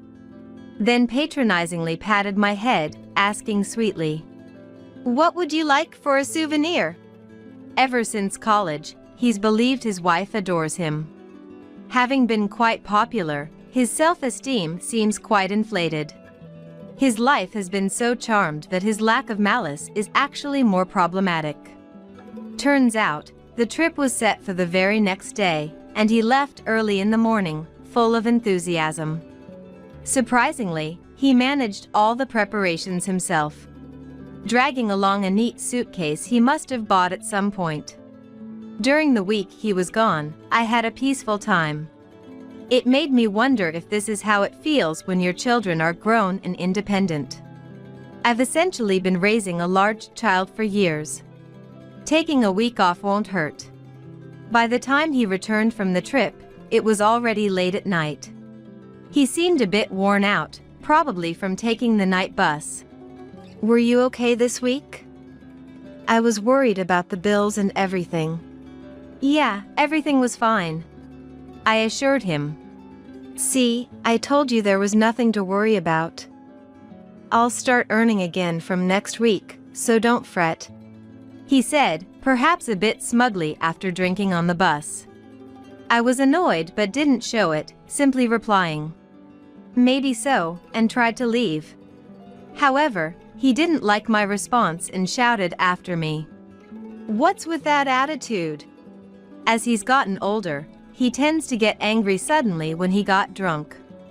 I was surprised at first, but now it's become routine whenever he returns from drinking. I'm tired too. Please don't raise your voice. Make sure all your laundry is in the basket, and if there's trash, sort it out. I'm going to bed now. He said something else, but I quickly went to bed. The next morning, his phone rang early. Annoyed, he got up, glanced at the screen, and clicked his tongue. I took the day off. What now? It was his office calling. He got up, left the bedroom. And I secretly watched, somewhat predicting what would happen next. After a few minutes on the phone, he changed into a suit and left the house. Wondering when he would come back, I woke up to wash the pile of clothes he had left behind. It was a few hours later when my husband returned. As soon as he entered the house, he called out to me, shouting, This is all your fault for causing such a mess. Let's rewind to a week ago. In the evening, after hearing about the company retreat from my husband, I immediately called a friend. I had never heard about the retreat from her, despite our daily chats. When she said, There's no company retreat, I realized something. My husband probably lied about going on the retreat to avoid being stopped by me. Perhaps to hang out with those colleagues, or maybe even to meet another woman. Either way, I no longer cared. Who would sympathize with a husband who lies and abandons his wife to go out? Before I knew it, I was asking my friend for a favor. To report this to the company. After all, we were barely making ends meet. There was no way he could afford a week-long trip on his own. If the retreat was a lie, where would the money for it come from? Though I didn't want to think about it, my friend and I eventually came to the same conclusion. I told her it would be great if she could say she was the one who leaked it. My friend seemed to have acted immediately. The company waited for them to return from their trip and then called them in. During that time, the company thoroughly investigated them. What followed was a series of records of misused expenses being uncovered. Their desks were found to be filled with blank receipts from various stores. They likely used these to falsely claim expenses for their numerous drinking outings, applying this money towards their trip this time. This was mostly accurate, and they admitted their guilt when called in. We plan to submit it as a business expense for the retreat, they confessed. Everyone involved had repeatedly misused expenses, leading to a total loss of around several $1,000s. Naturally, they were all dismissed and faced claims for restitution and damages. Furious upon returning, my husband yelled at me, "This is all your fault." I don't know why he thought I reported him to the company. Since my friend was the one who actually reported it, I was relieved she wouldn't be harmed. Ignoring his own actions, he raged in front of me, where I presented him with the already filled-out divorce papers. "Getting caught was your own fault. That's why I told you to cancel the trip. But if you've been doing this all along, it was bound to come out sooner or later." Though he glared and trembled, he snatched the divorce papers, saying, "I'm better off without a snitching, spiteful wife," and threw them at me as if to slap me with them. "Good, this makes things easier. Goodbye, then." With that, I left, carrying the bags I had already packed. He kept his back to me until I left the room, perhaps out of pride. I caught a glimpse of his graying hairline and felt a twinge of sadness for the Anthony I once admired. Then, I headed to the small apartment I had already arranged. I never thought I'd use my savings from a year of work this way. Although I had some savings, the initial moving costs significantly depleted. Now, I need to find a job. After being a housewife for so long without any particular qualifications, I wonder if I can find work. At first, any job will do. I decided to work and become independent.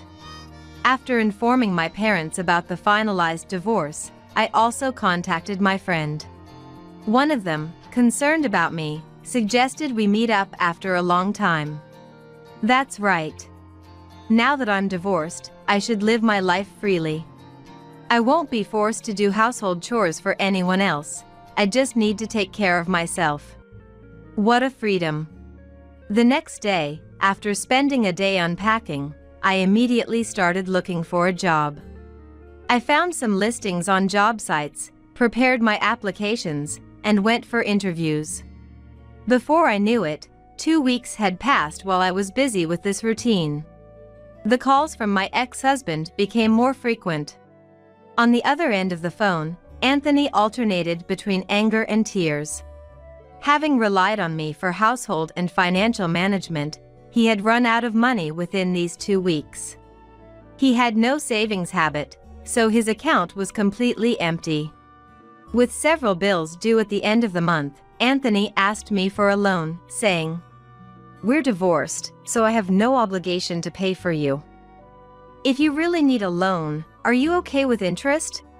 Why do you have spare money? Aren't you ashamed to have been saving secretly just for yourself?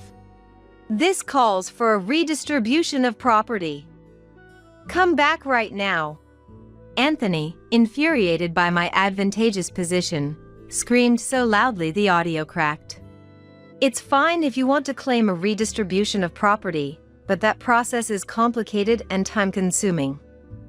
By the time you get it sorted, the month's end will be here. Then come over right now and give me half. Or remarry me for a while and take care of me." Frustrated by Anthony's self-centered demands, I ended the call without a word. I realized there was no getting through to him, and the thought of still being liked by him became physically repulsive. Of course, after setting my phone to block his calls, they stopped. Eventually, I secured a job at a food factory. Wanting to avoid any trouble with Anthony, I opted for a behind-the-scenes role.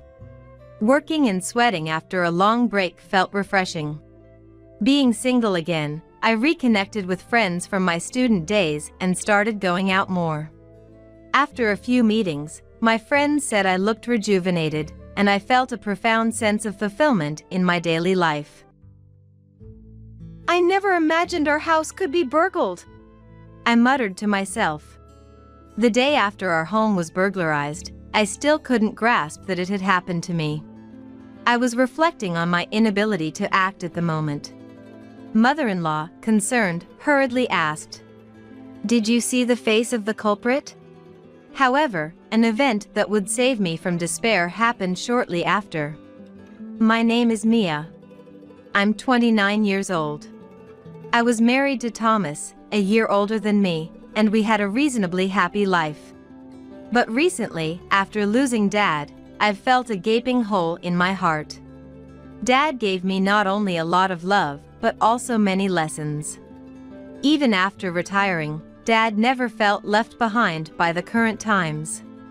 I remember him studying about money with enthusiasm, even as many others settled into a quiet life receiving their pensions. Dad continued to learn new things after retirement, never stopping despite my concerns. Worried, I suggested, "Dad, you've retired from your job. Why not take a break for a while?" But Dad, with a cheerful smile, replied, "I've worked hard for many years and can't suddenly stop. I'm just doing things I'm interested in as my way of preventing dementia. Don't worry about me." Half in disbelief yet fond of Dad, I watched over his actions, thinking if it's what he likes, then it's okay. When I got married, Dad was overjoyed, saying, "I'm relieved to see Mia so happy. I have no regrets in this world," with tears in his eyes. My husband and I, telling Dad to stop joking, laughed together. A few days after the wedding, Dad and I spent some father-daughter time together, during which he said, "Mia, I'll leave you plenty of money, so don't worry about finances even if you start a family." To which I replied, "Dad, I appreciate the thought, but don't waste your retirement like that. Actually, I want to take you on a trip. Let's enjoy some leisure time together." I thought I'd finally be able to show my gratitude. However, Dad, who had been so vibrant, suddenly passed away, and I was left feeling hopeless after the funeral. Seeing Dad's inheritance was shocking. Gold bars? I was speechless at the sight, not knowing their significance initially. But I soon learned of Dad's intentions. Research revealed that gold bars hold their value over years, hardly depreciating. Dad left me a lasting fortune to secure my future even decades after his passing. Reflecting on it, Dad often said, "In today's world, the value of money can fluctuate, so Mia, you should do your research." At the time, I dismissed it due to daily busyness. Realizing now that Dad converted his wealth into gold bars to leave it for me, I couldn't be more grateful. Wanting to honor Dad's wishes, I kept the gold bars hidden even from my husband. Yet, someone had the audacity to say, "I heard Mia's dad passed away, so you must have gotten a hefty inheritance, right? Share some with me." Shockingly, these words came from my husband. His words were so unthinkable that I didn't respond. Then he said, "I've been feeling unmotivated at work and thinking of quitting to make a quick fortune. Winning a little makes me feel recognized, and it'd be a relief for you too if I became wealthy, right?" Realizing what he meant, I asked, "Is that some kind of gambling?"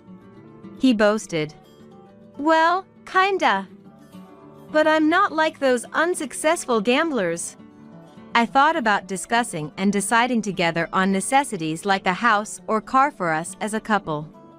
But then, my husband started saying, "I also want to upgrade everything I wear to high-end brands." I was speechless, not knowing he was this kind of person. I decided to keep it stored in a safe that only I could access. To me, what Dad left behind is as precious as life itself. I couldn't bear to squander it on my husband's whims, so I refused. However, since he wouldn't give up asking, I took the bold step of consulting my mother-in-law. Mother-in-law had been supportive since I was dating her son and continued to be so after marriage. After I told mother-in-law everything, she listened, nodding, and said, "I'm sorry about this. Let's have a discussion, the three of us." When I mentioned to my husband that we would discuss Dad's inheritance with mother-in-law, he seemed thrilled, thinking his wishes would finally be met. Later, eager to state his case, he said, "Given the uncertainty of lifelong employment, I've been working on a side hustle. I'd like a share of me as Dad's inheritance to make it successful." A side hustle, or rather, gambling.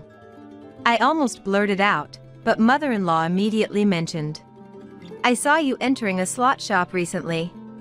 The room froze at her words. My husband made feeble excuses but was asked by mother-in-law to show his savings, revealing almost nothing. Mother-in-law scolded him with an expression I'd never seen before. "Thomas, enough is enough. Work properly without complaints. If you target me as Dad's inheritance again, I won't forgive you." Yet, my husband responded with dissatisfaction. Okay, I get it. But you're both taking a joke too seriously." I said, "There are things you can joke about and things you shouldn't." To which mother-in-law added, "Exactly. Haven't I always taught you that?" Embarrassed by the scolding from both of us, he left for home as if fleeing. I thanked mother-in-law, saying, "I couldn't have persuaded him alone. Thank you." Mother-in-law replied, "It's okay. Thank you for marrying such a son." In return, she thanked me. Then she muttered, "Thomas really is a handful." I didn't miss a word and asked, "Does that mean Stephen too?" Mother-in-law nodded slightly. I knew Thomas had a brother named Stephen but hadn't really spoken to him. We only greeted each other during a family meeting, and I remembered his voice being deeper than Thomas's. I regret not having tried to interact more, not knowing how to approach him. I took this opportunity to ask mother-in-law about brother-in-law. Mother-in-law said, "Stephen quits jobs as soon as he dislikes them and is currently freelancing. I'm worried about his future. I wish he would settle into a stable job, but job changes are becoming more common these days." Mother-in-law continued, but it seemed brother-in-law's reasons for quitting were somewhat trivial. Mother-in-law had been worried for a long time. I couldn't admonish brother-in-law myself, so I just listened to mother-in-law, who had been worried for a long time. Worried about mother-in-law's well-being, I bought a concert ticket for her too. And we decided to go together, hoping it would help her relax and refresh. On the day of the concert, my husband had already left for work, and I was looking forward to it with mother-in-law. But after walking a bit, I felt like I had forgotten something. After rummaging through my bag, I realized in horror. "I'm sorry. I forgot the most important thing, the tickets." When I told mother-in-law, she surprisingly said, "It's okay. We can go back and make it. Let's go together." "I'm sorry. Please wait here, I'll run back and get them." And ran off. I burst through the front door, heading straight for the room. There, in front of the safe containing Dad's inheritance, I encountered a person clad entirely in black. In my haste, and unsure if I was dreaming or awake, I screamed. The burglar shoved me aside and fled. Although I was confused about what was happening, I confirmed the burglar had taken the gold bars, and immediately called the police. I explained everything to mother-in-law at home and apologized. When the police arrived and I was describing the burglar's features and the situation, mother-in-law rushed over to my house, anxiously asking, Mia, are you okay? You really encountered the burglar? Did you see his face? Did you tell the police everything? I shook my head in despair. While mother-in-law was saddened, I reassured her. It's okay. The police are here, taking my statement. Then, looking at the safe, mother-in-law lamented. Oh, what a mess. I hadn't shared the code or hiding place with anyone. Although it was only until I could deposit them in a bank safe, the safe I had chosen was among the most secure available commercially. Supposedly impervious to ordinary household tools. The police, having seen the scene, speculated that the burglar either had specialized tools or was an experienced criminal. I continued to provide details to the police. Afterwards, I told mother-in-law, the investigation will start now and it might take a while, so please go back home and rest for now. I'm sorry for today. Mother-in-law responded, All right. I don't want to be in the way. I'll contact you later. And left. However, mother-in-law returned about an hour later, drenched in sweat. Mia, listen, she exclaimed, causing me and the police to freeze and turn towards her. What happened? I asked, to which mother-in-law revealed. When I went back, I saw Stephen entering his room with something that looked like gold bars. I thought I should get evidence before confronting him, so I didn't question him right away. It's about your dad's inheritance, isn't it? When mother-in-law mentioned that, I immediately responded. It's the gold bars. Mother-in-law said. Understood. Now, listen to this. And played a recording from her phone for us. I managed to get the stuff out, but Mia caught me at the worst possible moment. Really screwed up there. And knowing how she showed up just then. The recording clearly captured someone speaking foully. That low and distinctive voice was unmistakably Stephen's. I was certain of it. It also captured a strategy session over the phone with my husband on how to deceive the police if questioned. After recording the scene, mother-in-law, though shocked, submitted it to the police. Apologizing, mother-in-law said, I'm really sorry for causing you distress. I just thought I had to secure some evidence. I quickly assured her. You did nothing wrong, Thomas's mom. My primary concern is catching the burglar as soon as possible. Your evidence was incredibly helpful. Thank you. The police immediately headed to brother-in-law's location, where he confessed to conspiring with my husband. Thomas wanted the gold bars to pay compensation to his mistress's husband. Brother-in-law revealed. Mother-in-law and I were stunned, blurting out. What? An affair? Nodding, brother-in-law continued. My brother was trying to convince Mia to hand over the gold bars to cover up the affair without it being discovered. Hearing this, I remarked. Thomas said he was gambling, thinking that would convince me? Brother-in-law replied. He started gambling on his own, hoping to pay off without any help. But as his savings dwindled, he became desperate and tried to persuade Mia to give him the gold bars. That explains the time my husband begged for money. I thought to myself. When I asked, and then? Brother-in-law continued.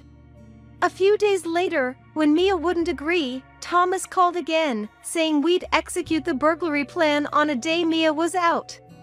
He promised me a share if we succeeded, so I followed his instructions and committed the crime. Hearing this, I realized my husband had his brother do it, likely because he knew his own physique and mannerisms might give him away. Not only was Dad's inheritance stolen, but I also learned of the affair, and I decided it was over with my husband. Just as brother-in-law had confessed, my husband returned home. Mia, I've heard about what happened. Are you hurt? Everything okay?" he asked, putting on a poorly acted concern. Unaware of brother-in-law's confession, my husband was puzzled by the cold looks around him, saying, "Well, losing Dad's precious inheritance is sad, but what's lost is lost, right? We can rebuild our fortune together from scratch." Trying to dismiss the police and grab my shoulder. Disgusted by my husband after hearing everything from brother-in-law, I pushed him away, saying, "Stop. Don't touch me." Surprised, he looked at me. "Mia, what's gotten into you all of a sudden? You're scared of the police, right? Let's talk, just the two of us." Trying to drag me outside forcibly. I resisted, but he was too strong and dragged me along, leaving me feeling helpless. The police intervened. She said to stop, so let her go, restraining him with several officers. "Everything from the burglary plan to your affair has been exposed," the police informed him as he struggled and attempted to flee. However, his escape was futile and he was caught. Thus, the gold bars were safely returned to me. The day after the burglary incident, still in disbelief, I muttered to myself, "I never imagined a burglary could happen at my house." Unforgivable actions by my husband and brother-in-law led me to file a lawsuit immediately. While my husband received a suspended sentence, brother-in-law, having no job and supporting himself through crime, was found guilty of other offenses and received a prison sentence. Brother-in-law had the tools for the job, and it wasn't his first time breaking safes. I hoped this would be a wake-up call for others involved in crime. Mother-in-law, devastated by her son's actions, tearfully said, "I hope they fully pay for their crimes." My heart ached, but preventing further victims was necessary. I demanded compensation from my husband and his mistress. My husband, now facing a slew of misfortunes, desperately pleaded, "Let's not divorce, Mia. It was all my fault. I only love you. I can't pay the compensation." Resorting to tears, but I felt no sympathy and refused to forgive him. "How are you planning to cash them? Did you really think you could just walk into a shop with a large amount of gold bars and smoothly sell them? You need a personal number to sell something of this size. Did you think you could just use the inheritance I received as you pleased?" Stumbling over his words, my husband admitted, "When you put it that way, yes." He knew he had no right to decide how to use my inherited wealth. Blinded by immediate financial gain, you didn't think through the consequences of your actions. I told him, and he could only look down, silent. Searching for a way to break into such a sturdy safe, committing a crime to get his hands on it. Yet not thinking about the aftermath at all was absurdly foolish. I announced our divorce right there and then. Finally, after all the procedures were completed, I felt relieved. The move, funded by my husband's compensation, was completed. I became a free person. As for my husband, his misdeeds were exposed to his company, leading to his job loss. Disowned by his family and with no savings, he began doing day labor to pay the compensation. Struggling with his deteriorating life and failing workplace relationships. It seems he planned another burglary due to being unable to cope with these challenges. Naturally, without any accomplices, he was caught by the returning residents and beaten. "It's the second time. Please have mercy," my husband reportedly pleaded, but the residents mercilessly called the police. He was sentenced to prison. This time, he truly couldn't return to a normal life.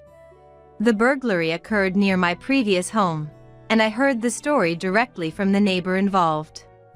After the first burglary at my former house, my husband became well known throughout the neighborhood. Without the means to go far, he committed another crime nearby. Finally, we parted with, "It's a dangerous world out there. Let's both be careful." Take care. After the trial, mother-in-law was mentally damaged and struggled to recover. So, I frequently visited and maintained our relationship. I wanted to do everything I could for mother-in-law, who had always been kind to me. Thanks to my care, mother-in-law gradually recovered. We still have a good relationship today. I want to live my life gratefully for the peaceful days and the people around me, hoping for this tranquility to last forever. Ah. Look, it's the bitch. My 6-year-old daughter pointed at the woman who had come to our house. Today was the day my son brought his fiancée over. I quickly lowered my daughter's pointing hand and bowed repeatedly to the fiancé, embarrassed by the terrible thing my daughter had said to her. Upon hearing this, my daughter looked up at me with pure curiosity and said, "But, sis was happy being called a bitch." My name is Trinity. At 31, I'm living my life juggling work and parenting. You could say I'm a working mom. My husband, Michael, is also 31. A kind and justice-driven man, Michael is a well-respected salesman within his company. He's supportive in both childcare and household chores, always taking the initiative without me having to ask. It's truly a blessing, especially when I come home tired from work. Marrying Michael was the best decision of my life. Every day, I'm grateful for my husband, Michael. Our daughter, Yasmin, is 6 years old. Full of growth and energy, Yasmin's curiosity knows no bounds. Every day she discovers something new and excitedly shouts, "Mom, look!" enjoying her own little world. It's a relief when she can play by herself, especially when I'm tied up with household chores. Reaching my 30s, I've noticed a waning interest in the wider world, making Yasmin's daily joy frankly enviable. With my husband often away on business trips, he's mostly home only on weekends and holidays. Since I often work weekends too, the days when the whole family is together are rare. However, we're a close-knit family, making the most of our time together, whether we're going on trips or playing locally. Our family relationship is very healthy. Occasionally, my mom, who lives nearby, comes over to visit. Yasmin adores my mom, always exclaiming, "Grandma! Grandma!" in excitement. It's heartwarming to see my mom happily respond with a "Yes" to Yasmin's calls. For me, busy with work, my mom's presence is invaluable. Compared to mom, I've always had a strained relationship with my dad. There's no clear reason, but our personalities just don't mesh. We have different perspectives, and it seems we disagree on everything. You encounter such people at work too, but the best strategy is usually to keep your distance. It seems Dad feels the same way, hardly ever showing up at my house. Even when I introduced Michael, Dad opposed our marriage. His reason being, "Something about him just doesn't sit right. Something about him just doesn't sit right." Such a selfish reason. To oppose the person your daughter has seriously chosen to be with, just because you don't like something about them, is just too selfish. My already poor relationship with Dad only worsened after he opposed our marriage. But I went ahead and married Michael, ignoring my dad's opposition, because it's my life. Maybe out of a sense of guilt, I found myself avoiding Dad after the wedding. I get along well with Michael's parents, my in-laws, who live far away. When we can take long vacations in summer and winter, I take Michael and Yasmin to visit them. Yasmin has been familiar with them since she was little, so she's not shy at all and is very dear to them. I've always been close to my brother Trevor, who is 5 years older. Our attachment to each other might seem a bit unusual to some. We even exchange emails daily. I share updates about Yasmin's growth and family events, while Trevor vents about work. Whenever something about Yasmin troubles me, talking to Trevor usually helps me forget by the next day. That's how important Trevor is to me. Currently, Trevor, who works for a major corporation, is not only kind and stylish but also handsome. It's a wonder why he doesn't have a girlfriend. Though he's popular, he seems uninterested in romance. His lack of interest in love is, ironically, what draws women to him, something Trevor hasn't realized. Despite everything, we've been living a happy life, supported by a loving family. Then one day, I got a phone call. Hello? Trinity? It's me. The caller, unusually, was Trevor. Maybe it was just my imagination, but Trevor's voice seemed unusually lively. I've got a fiancé. My intuition was right. No way. Congratulations. That's great, Trevor. I was as happy for my beloved Trevor as if the good news were my own. A smile naturally spread across my face. Trevor, you're so cool but never seemed interested in love. You finally met the right person. I'm so happy for you. So, who is she? When I asked, Trevor said a bit shyly. She's someone you'd get along with, really kind. I'll introduce her when you come to our parents' house in 3 months. In 3 months, got it. Let me know when it's closer, and I'll take time off work. And with one more. Congratulations. I ended the call with Trevor. Even after hanging up, my excitement didn't fade. My beloved Trevor was getting married. I wondered what his partner was like, hoping we'd get along well.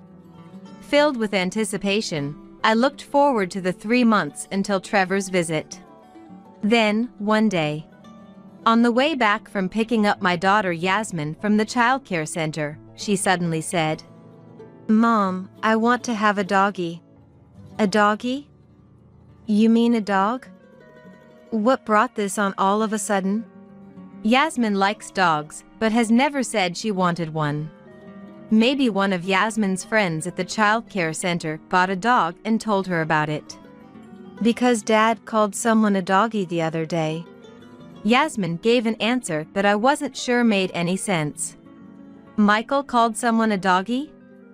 Would he say something like that? Feeling puzzled, I casually asked Yasmin about it. Did Dad really say that to you? Why would he? But Yasmin seemed to have lost interest in dogs already, now talking to a flower blooming nearby. Hello, Mr. Flower. Hello, Mr. Flower. Maybe it's not something to worry about too much. That's what I thought, but even after we got home, took a shower with Yasmin, and ate dinner, the doggy Michael mentioned wouldn't leave my mind.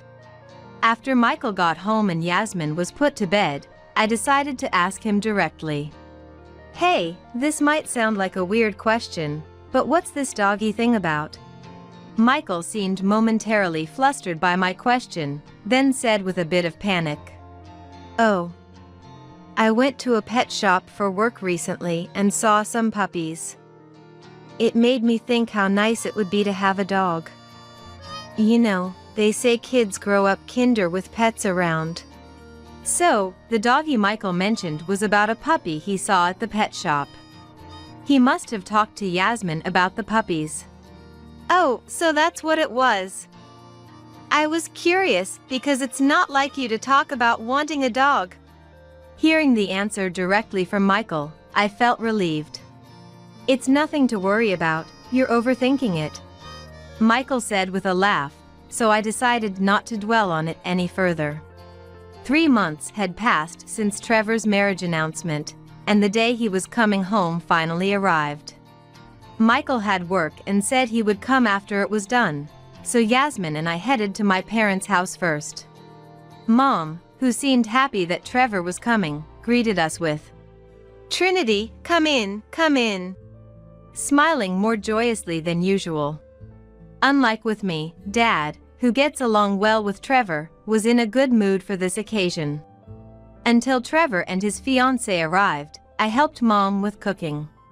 We wanted to welcome Trevor and his fiancée with the best celebration possible. Yasmin was playing with Dad. The table was filled with Trevor's favorite dishes and the favorite foods of Trevor's fiancée, which I had asked about beforehand. Looking at the dishes laid out, I felt a bit of unease. It kind of resembles Michael's favorite dishes. But it must be a coincidence. As I was thinking this, the doorbell rang, and Trevor and his fiancée appeared. Michael hadn't finished work yet and wasn't there, but we started the meet and greet with just the family. Trevor's fiancée is apparently named Riley. I could hear Mom from the entrance. "Welcome, Riley." Mom greeted them, and the two stepped into the living room where Dad, Yasmin, and I were. At that moment, a voice came from beside me. Not a blessing, but an unexpected remark. "Ah. Look, it's the bitch." Pointing at Riley, the voice was Yasmin's, who continued pointing while laughing. Riley, with her beautiful face, looked puzzled at Yasmin. "Yasmin, that's rude to our guest." I scolded her, and Yasmin made a sullen face and said, "Because Dad called her that. And Big Sis looked so happy about it.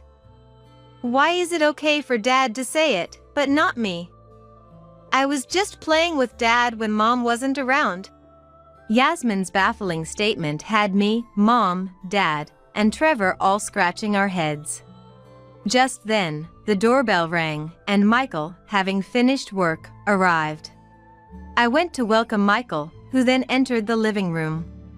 And that's when things took a sudden turn. "Cheater!"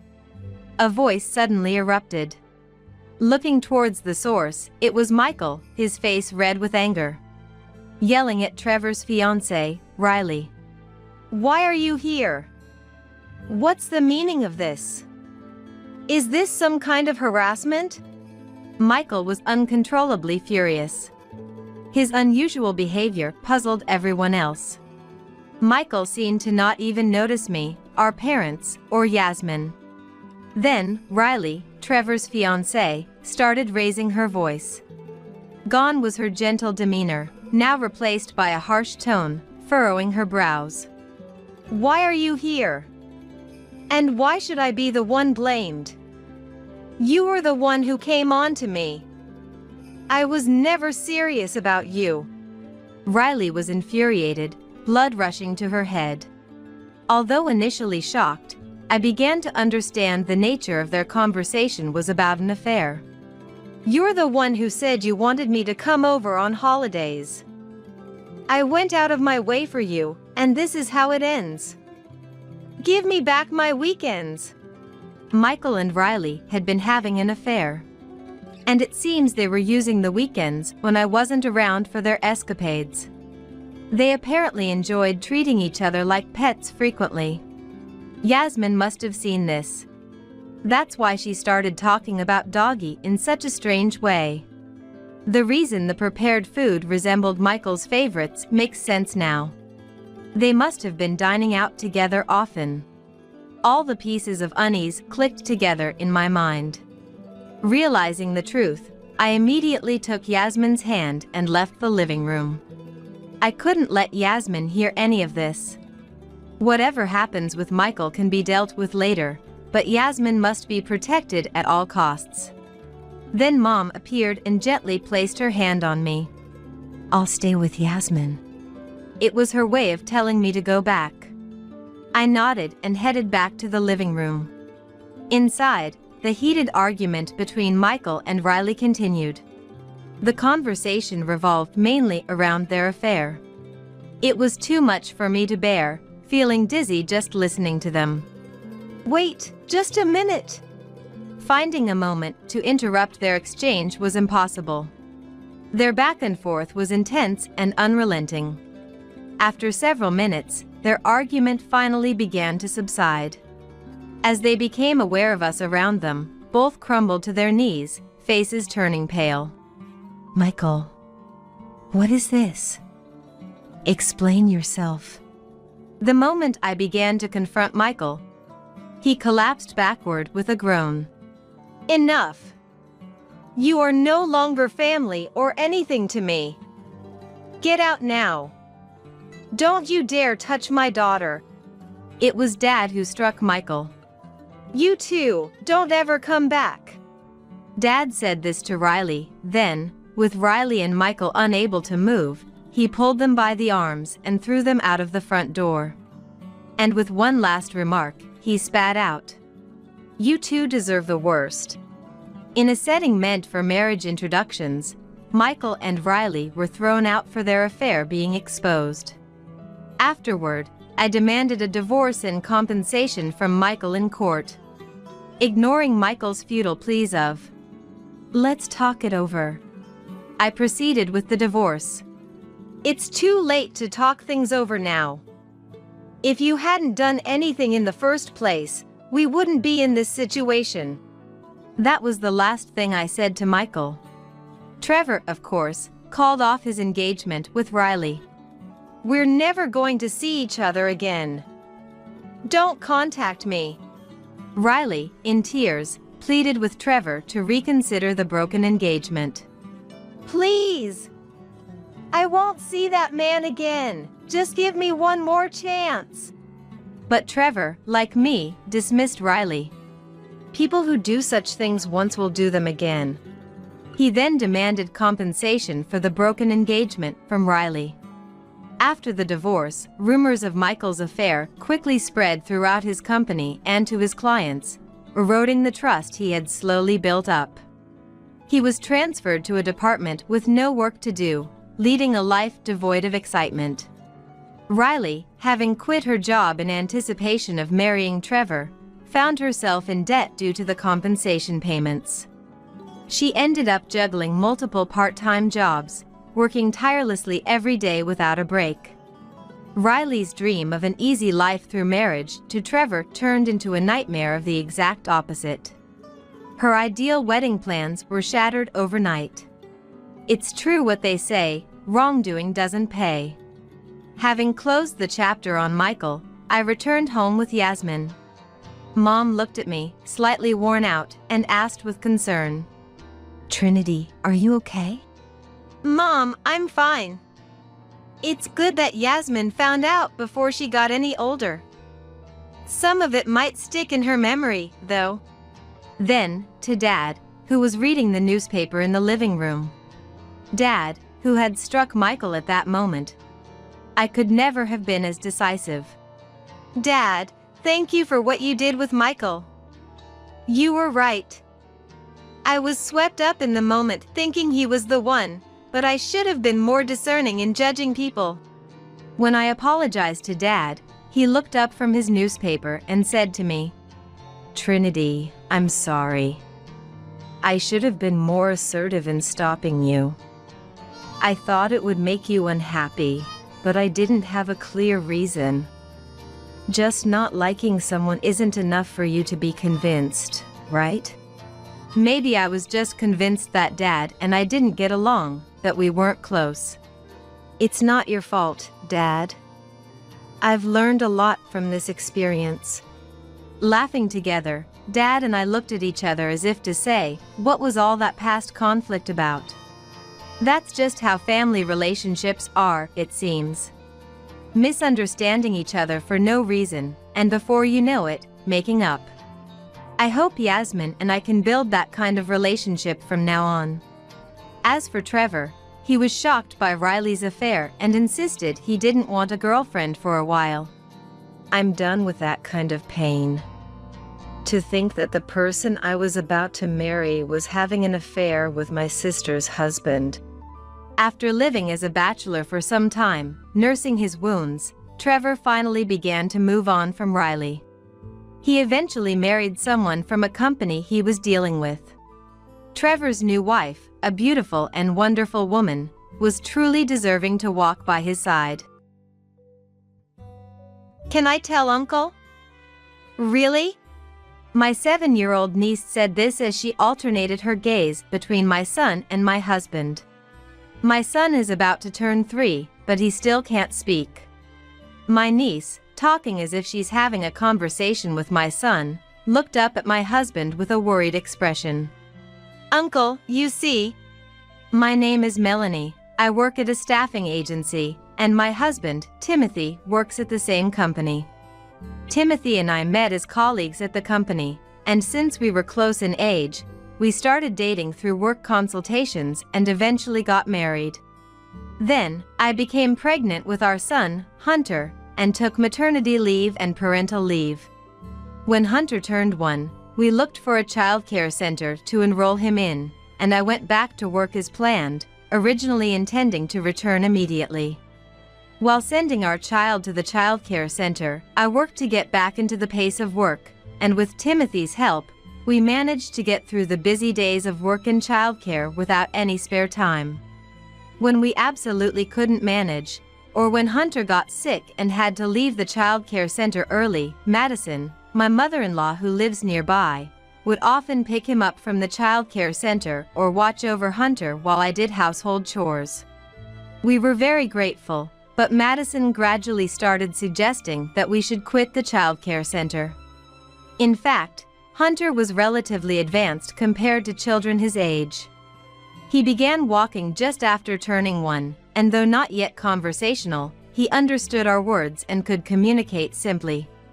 Madison started treating Hunter like a prodigy, insisting he shouldn't be in a public childcare center but rather receive gifted education under her constant care. This suggestion had us worried. While we were indebted to her, we tried to refuse politely by saying Hunter enjoyed the childcare center, which only made Madison furious. She didn't like that I had returned to work while Hunter was still so young and berated us, saying, "You don't love Hunter. Leaving him in childcare all day is negligent. Unlike you, I would be willing to stay with him all the time and take care of everything. Just hand Hunter over to me." I was shocked by Madison's accusation of being a bad mother, but I was even more frightened by her treating Hunter as an object to be handed over. After that, we tried not to rely on Madison, and if Timothy wasn't home when she came over, I pretended to be out. However, Madison started taking actions that couldn't be ignored, like picking up Hunter from childcare without our consent or trying to steal our house keys after bringing over sweets and insisting on coming in. Timothy, too, gave up on reasoning with her after seeing her unreasonableness. We decided to move without telling Madison and began looking for a new place in secret. However, finding a new home proved difficult. We thought it would be easy to find a house in a growing city, but with many people moving in, convenient properties sold quickly.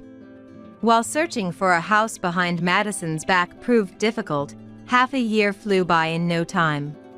By then, Madison's interest in Hunter had waned significantly.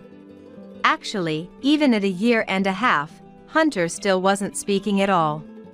He used to babble a lot when he was younger, but lately, he's been completely silent except when crying. Taking him to the hospital worriedly, we found nothing abnormal. We were told that language development varies greatly among children and to keep a careful watch, so we went home carrying our worries. Seeing Hunter like this, Madison did a complete turnaround from treating him as a prodigy, declaring, "Not speaking much just means he's a disabled child. There must be something wrong with Melanie's body, and that's why she gave birth to a strange child. I don't know why Timothy ever married someone like her." And she labeled it as a disease. Despite the doctor's diagnosis, being told Hunter was sick and that I was abnormal brought me to tears. Madison hadn't been coming to our house recently, but when she did, it was unbearable how she could say such awful things, leaving me completely distraught. Then, Timothy got angrier than I've ever seen, declared we were cutting ties with Madison, and forcefully kicked her out of the house. After blocking Madison's contacts, we began to ignore her completely, even if she came to the house. Knowing Timothy's firm stance, Madison shouted, "I don't need a wife or grandson with disabilities," and never returned to our house again. Since then, we have been living peacefully as a family of 3, and before we knew it, Hunter turned 3, yet he still hadn't spoken a word. Considering it unusual for him not to speak by this point, we were advised at a public health screening to have Hunter examined at a major hospital. When Hunter and I went to the hospital recommended to us, we unexpectedly ran into my sister Yasmin and my niece Rose, who were there for vaccinations. Yasmin and Rose live far away, and because we had been busy, it had been difficult to meet, so we were delighted by this long-awaited reunion. Since Yasmin and Rose hadn't met Hunter since his birth, they greeted him for the first time. What's your name? Hunter? That's cool. Yes, you're in the rabbit class, aren't you? Rose loves rabbits too. Despite not having mentioned Hunter's childcare class to Rose, she naturally continued the conversation as if it was obvious. Surprised, I asked Yasmin, and she said that Rose can understand the language of animals and babies, who can't speak. Half in doubt, yet having witnessed it firsthand, I had no choice but to believe. When the four of us went to the hospital cafeteria for lunch, Rose said, "Does Hunter like hamburgers?" "Yes. And he dislikes carrots? But they taste good together with hamburgers." "Does Hunter like hamburgers?" "Yes. And he dislikes carrots? But they taste good together with hamburgers." Accurately guessing Hunter's likes and dislikes without being told, which left me speechless. Even after seeing the doctor, the reason why Hunter wouldn't speak remained a mystery. There were no issues with his throat or vocal cords. He could cry and laugh, but he wouldn't utter meaningful words like mom or dad. Feeling down about not finding a solution, Timothy came to pick us up from the hospital after his rounds in the evening. Since we were together, we decided to have dinner as a family of 5, moving to a family restaurant near the hospital. While waiting for our order to arrive, Rose looked back and forth between Hunter and Timothy, then stared at Timothy anxiously. "Hunter is asking when he can start talking to Uncle," she said. Surprised, Timothy looked at me, so I told him about how Rose had correctly guessed things she shouldn't know, like class names and Hunter's likes and dislikes, leaving Timothy to let out a disbelieving sigh. "Hunter really wants to talk to both Uncle and Auntie. But he couldn't because Grandma was always around, and he was afraid of being taken away," Rose conveyed. The phrase "always around" caught my attention, and I asked Rose for clarification, given that we hadn't been seeing Madison lately. Hunter shook his head and just stared at Rose. Then, as if struck by a brilliant idea, Rose clapped her hands together, smiled joyfully, and reassured Hunter. "Grandma isn't here now, so it's okay to talk." Hunter looked around uncertainly, then at me and Timothy. "Mom, Dad, is Grandma really not here?" Hunter's words came out so fluently that Timothy and I were shocked. As Yasmin calmed us down in our near panic, Hunter reached out his arms, asking to be held. Hastily, I lifted him from the child's seat onto my lap, where he grabbed my hands and happily kicked his legs. "When I was a baby, Grandma said she was going to take me home to talk a lot. I didn't talk because I liked Dad and Mom's house better." Hunter had simply chosen not to speak. This must have been around when he was about a year old. Recalling Madison's insistence on gifted education and her wanting to take him home. Furthermore, Hunter expressed his desire to talk to Timothy and me but felt he couldn't. "Because Grandma is always there. Inside Hunter's home, in the car, even at the rabbit class," he said. I was baffled by how Madison, who didn't live with us, could always be there, even in the car or at the childcare center. Then, remembering the timing of Madison's visits. On days we hadn't told her about hospital visits or when we received notifications about language training, Madison invariably showed up. Whispering my dreadful suspicion to Timothy, he looked at Hunter in dismay. "Can you tell where Grandma is in the house?" Timothy's soft question led Hunter to list several locations. Hearing his responses, Timothy's face turned red, and he trembled with emotion. Apologizing to Hunter for not noticing, we thanked Yasmin and Rose for their help before rushing home to confirm our bad hunch and take necessary actions. Once home, we asked Hunter again where Madison could be. Pointing with his little hands, Hunter showed us various places. Under the entrance shoe cabinet, behind the living room sofa, on the top shelf of the kitchen cabinet, and when a device was found under the bedroom bed, I felt dizzy. When Grandma came to pick me up, she left it behind. Grandma has always been in the house, Hunter explained, indicating that what seemed to be bugging devices had been left throughout our home, making it feel as though Madison was perpetually present. Discovering such devices within our home, similar to those seen on TV, and confirming their nature as surveillance devices available in abundance online was unsettling. Before the police arrived, Madison showed up at our house, having apparently been listening in on us as we searched for the bugs. Timothy couldn't hold back his fury, confronting Madison. "Mom, what do you think you're doing, planting bugs in our house like it's nothing? This is outrageous, creepy, and a serious crime. It's because Timothy ignored my contacts, isn't it? What's so wrong with wanting to know more about one's own family? We're family, after all. There's no need to make such a big fuss about this. More importantly, Hunter can speak. To think he can talk so much at 3, he must be gifted. Just as I thought, a real prodigy. I'll take him and provide him with gifted education, so he can work at a big company in the future. And eventually, he can take care of me in my old age. Now I can rest easy." Madison showed no remorse for planting the listening devices, dismissing it as nothing significant. Her blatant disregard for Hunter's wishes and her self-centered assertions made us feel sick. Just as we were considering our next steps, the police arrived.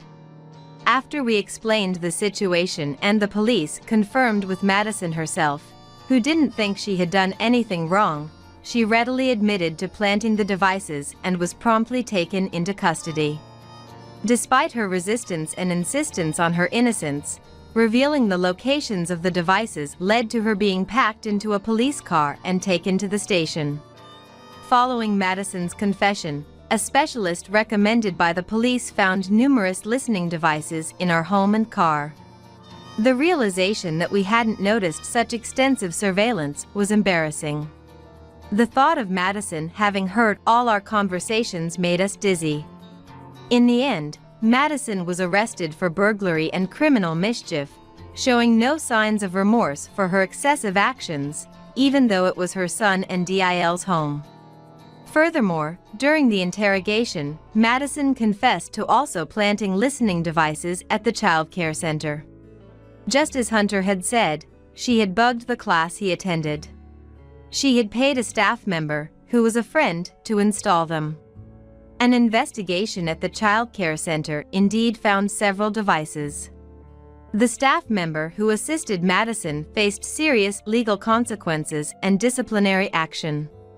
Timothy was deeply affected by his mother's disturbing behavior.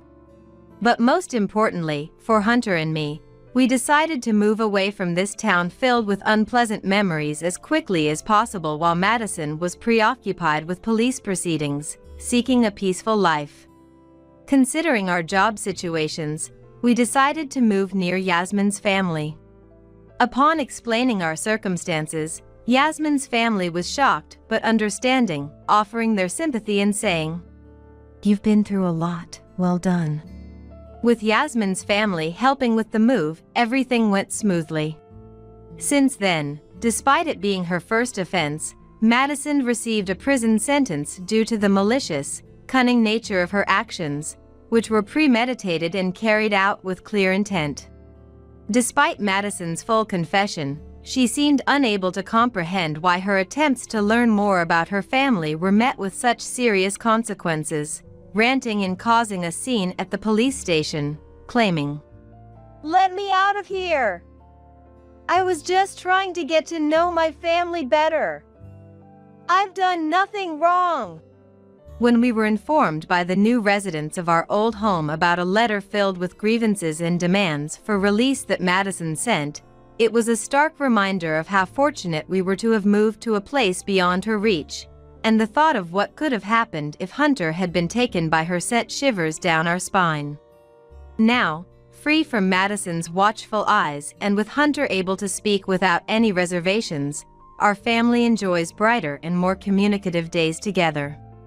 Hunter's verbal skills are impressively advanced for a 3-year-old, leading us to wonder if he might indeed be what Madison claimed, a gifted child. However, this does not justify Madison's actions, nor does it mean we are willing to forgive her. Living closer to Yasmin's family has enriched our lives with increased interactions, and Yasmin has been a great help with tasks like picking Hunter up from childcare, which Madison used to handle. Our weekends are now filled with joyous outings to amusement parks, zoos, and trips planned together, fostering a close and supportive relationship. Reflecting on the hardships Hunter endured, we are determined to compensate for the past by ensuring he grows up in an environment where he can freely express himself without restraint, committed to never letting him feel suppressed again. No employee by that name works here, I'm afraid. I realized my husband Cody left something behind when he went on a business trip, so I called his office and told his name. To my surprise, they said no such person worked there. What could this mean? Suspicious, I started rummaging through Cody's belongings in his room. Then, from his luggage, I found something shocking, something unbelievable. When I found this astonishing truth, I decided to revenge. My name is Rachel Thunderbolt. This year marks my 3rd year of marriage to Cody. Since I was the only daughter, Cody became an adopted son-in-law of the Thunderbolt family to carry on our name, and his last name became Thunderbolt too. He gladly accepted to take on my family's name. We had a blissful marriage, usually busy with our jobs, but we promised to have a baby someday. I could never have predicted our happy life would come to such a sudden end. It all started on the day Cody left for his business trip. While cleaning his room, I found a large envelope. It looked like important documents for his trip. Oh no! I tried calling Cody, but his cell phone was off and I couldn't reach him. Maybe he was on a plane or on Amtrak train, going through the tunnel. Thinking it urgent, I called his company next. Hello, this is Seven Forest Corporation. I'm Cody Thunderbolt's wife. He forgot something important and I need to contact him right away. Cody Thunderbolt. Please hold for a moment. The man on the phone, presumably Cody's colleague, sounded perplexed. Soon, the call was put on hold, and music began to play. After being on hold for about 3 minutes, the same man returned with an odd word.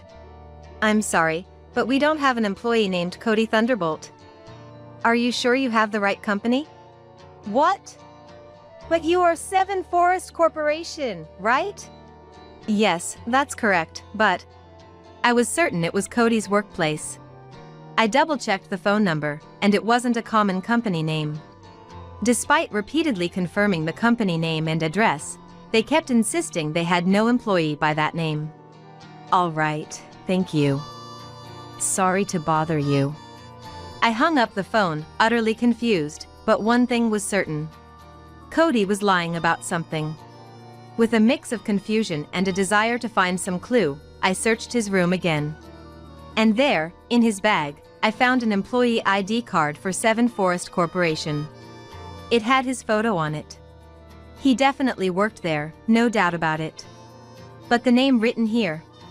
It said Cody Harris, a completely different last name. Confused and dizzy, I squatted down. I took a deep breath to calm my mind. Cody had a big secret. Convinced of this, I couldn't just sit still. I went straight to a private investigator to look into his background. Cody's business trip, if his words were right, was for a week. The investigator was skilled, and I got the report before Cody returned. But the content was shocking. To put it bluntly, Rachel Thunderbolt, you're single. What? I don't understand what you mean. Cody has another family.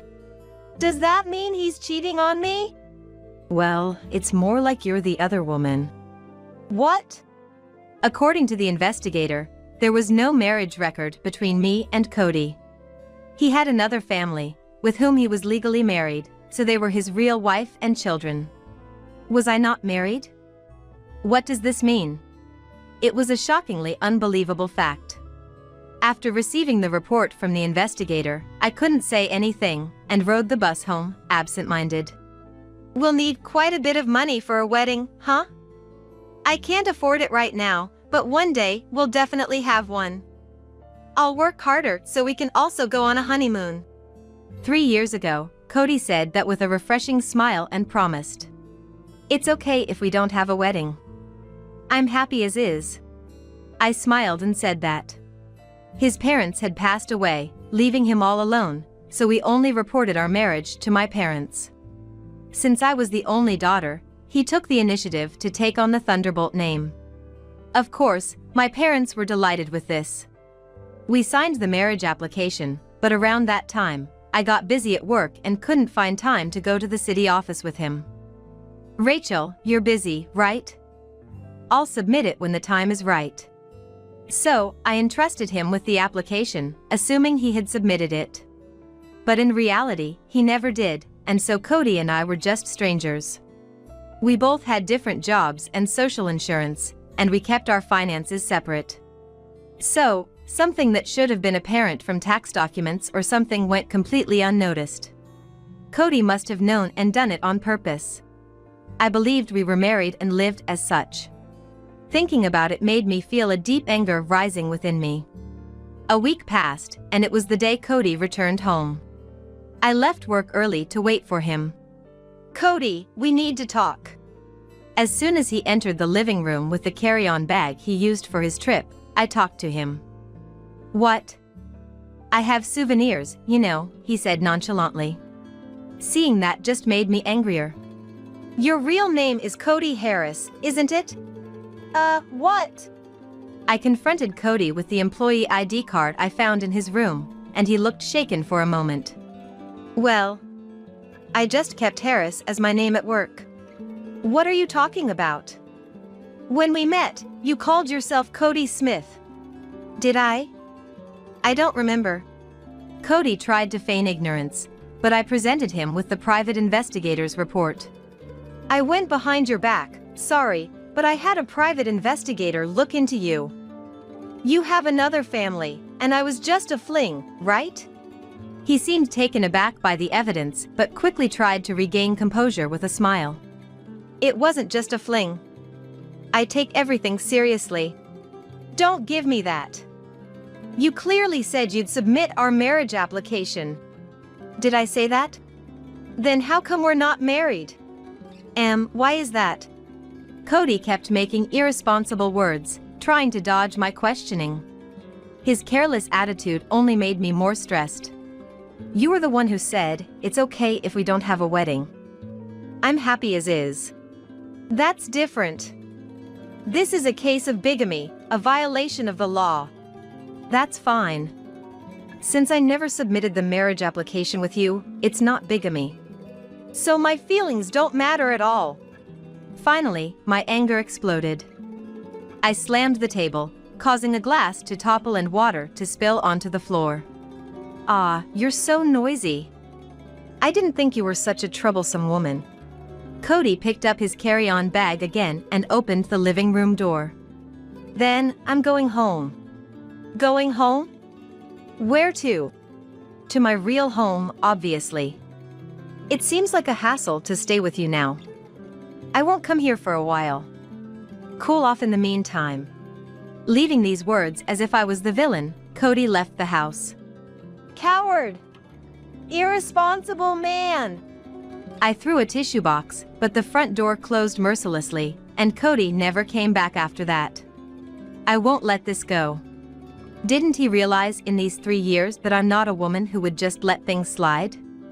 I decided to make Cody pay for this. The next day, I called Misty Harris, Cody's legal wife, whose number was in the investigator's report. A woman answered, and I could hear a boy's voice in the background. "Hello, are you Misty Harris, Cody's wife?" "Yes, I am. My name is Rachel Thunderbolt. I've been, well acquainted with Cody." Unsure how to start, my words trailed off, and Misty sounded very puzzled. I briefly explained the situation and arranged to meet her in person soon. At a coffee shop, as soon as we met, Misty glared at me with disdain. "You have the nerve to show up after messing with someone else's husband." "Wait, please. I'm a victim too." I showed her the investigator's report and explained everything in detail. "I still can't believe I was the other woman. Cody doing such a thing. Unforgivable." Misty believed me after seeing the evidence and was visibly furious. "I understand the situation now. Not only did he play with your feelings, Rachel, but he's also been deceiving me all this time. So, I want to punish Cody, and I need your help." "Alright, I'll help you." And so, we conspired together to plan our revenge on Cody. The day of reckoning came. On his day off, Cody was relaxing in front of the TV at Misty's house. Their elementary school-aged child was out with friends, so seizing the moment, I stormed into the house. "Your other wife has graciously come to visit," Misty announced, leading me to the living room. Cody, who had been lounging, sprang up in shock at the sight of me. "Geez! Rachel!" "Long time no see, Cody." "What? Why? How?" Cody, in confusion, pointed alternately between us. "What's this? When did you two meet?"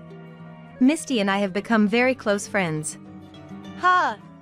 At that moment, the doorbell rang, and Misty's parents, along with Cody's, arrived, looking furious. Cody, who was lounging around in sweatpants, straightened up quickly. What? What brings everyone here together?" He was completely intimidated by their devilish expressions. "Rachel, did you set this up?" "I got Misty's help too." "So, Cody, you have no allies here." By yesterday, Misty had already told her parents that Cody was cheating. I had managed to get the contact details of Cody's parents, who were actually alive, and sent them a registered letter with the investigator's report and a summary of everything that had happened. And I called them here for Cody's punishment. "What are you doing? What's your aim with all this? First, you have something you need to do, right? You know what it is? You want money?" "No. You should start with an apology." Pressed by my stern words, Cody looked pleadingly at Misty, who just stared back expressionlessly. "We'll demand compensation after you've done what you should." "Right, Cody!" Misty and I towered over Cody, who had squatted down in exhaustion. Both Misty's and Cody's parents surrounded him with stern looks. "Wait, if you two are getting along so well, there's no need to fight, right?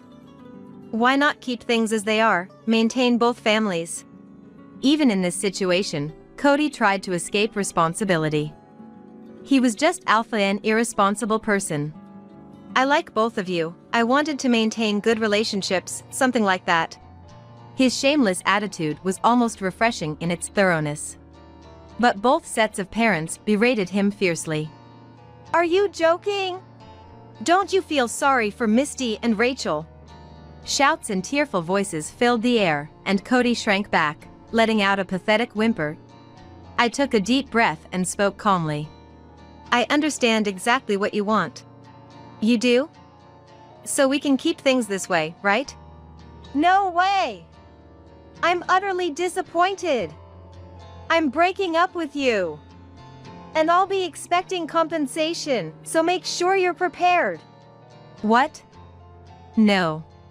As I declared my decision to part ways, Misty followed suit. "I'm divorcing you too. Expect to pay compensation and child support. I don't ever want to see your face again. Get out." Cody looked up at me, his eyes tearing, and tried to plead. Before I say, don't think of coming back to my place. I won't let you in. I'll apologize properly.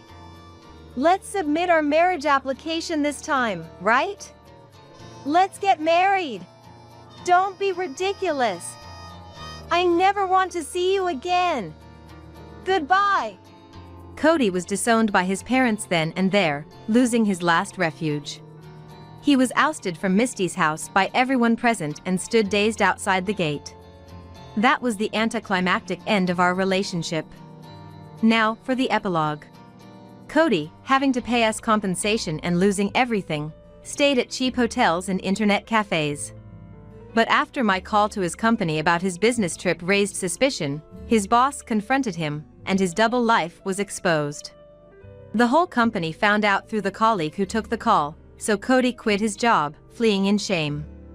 True to his irresponsible nature, he ran away just because he felt uncomfortable, despite having no money. Eventually, Cody ran out of money and became homeless, as I heard. As for me, I ended my relationship with Cody, but the emotional scars of spending 3 years as the other woman didn't heal easily. I buried myself in work to forget, leading to a life consumed by my job. A male colleague, concerned about me, asked, "Is something wrong?" and we started going out for drinks together. While venting over drinks, I found myself crying, but he just silently supported me. Having lost trust in people, I began to feel that maybe I could trust this man, and we started dating. I'm experiencing a modest happiness now. Someday, I'm sure I'll find true happiness.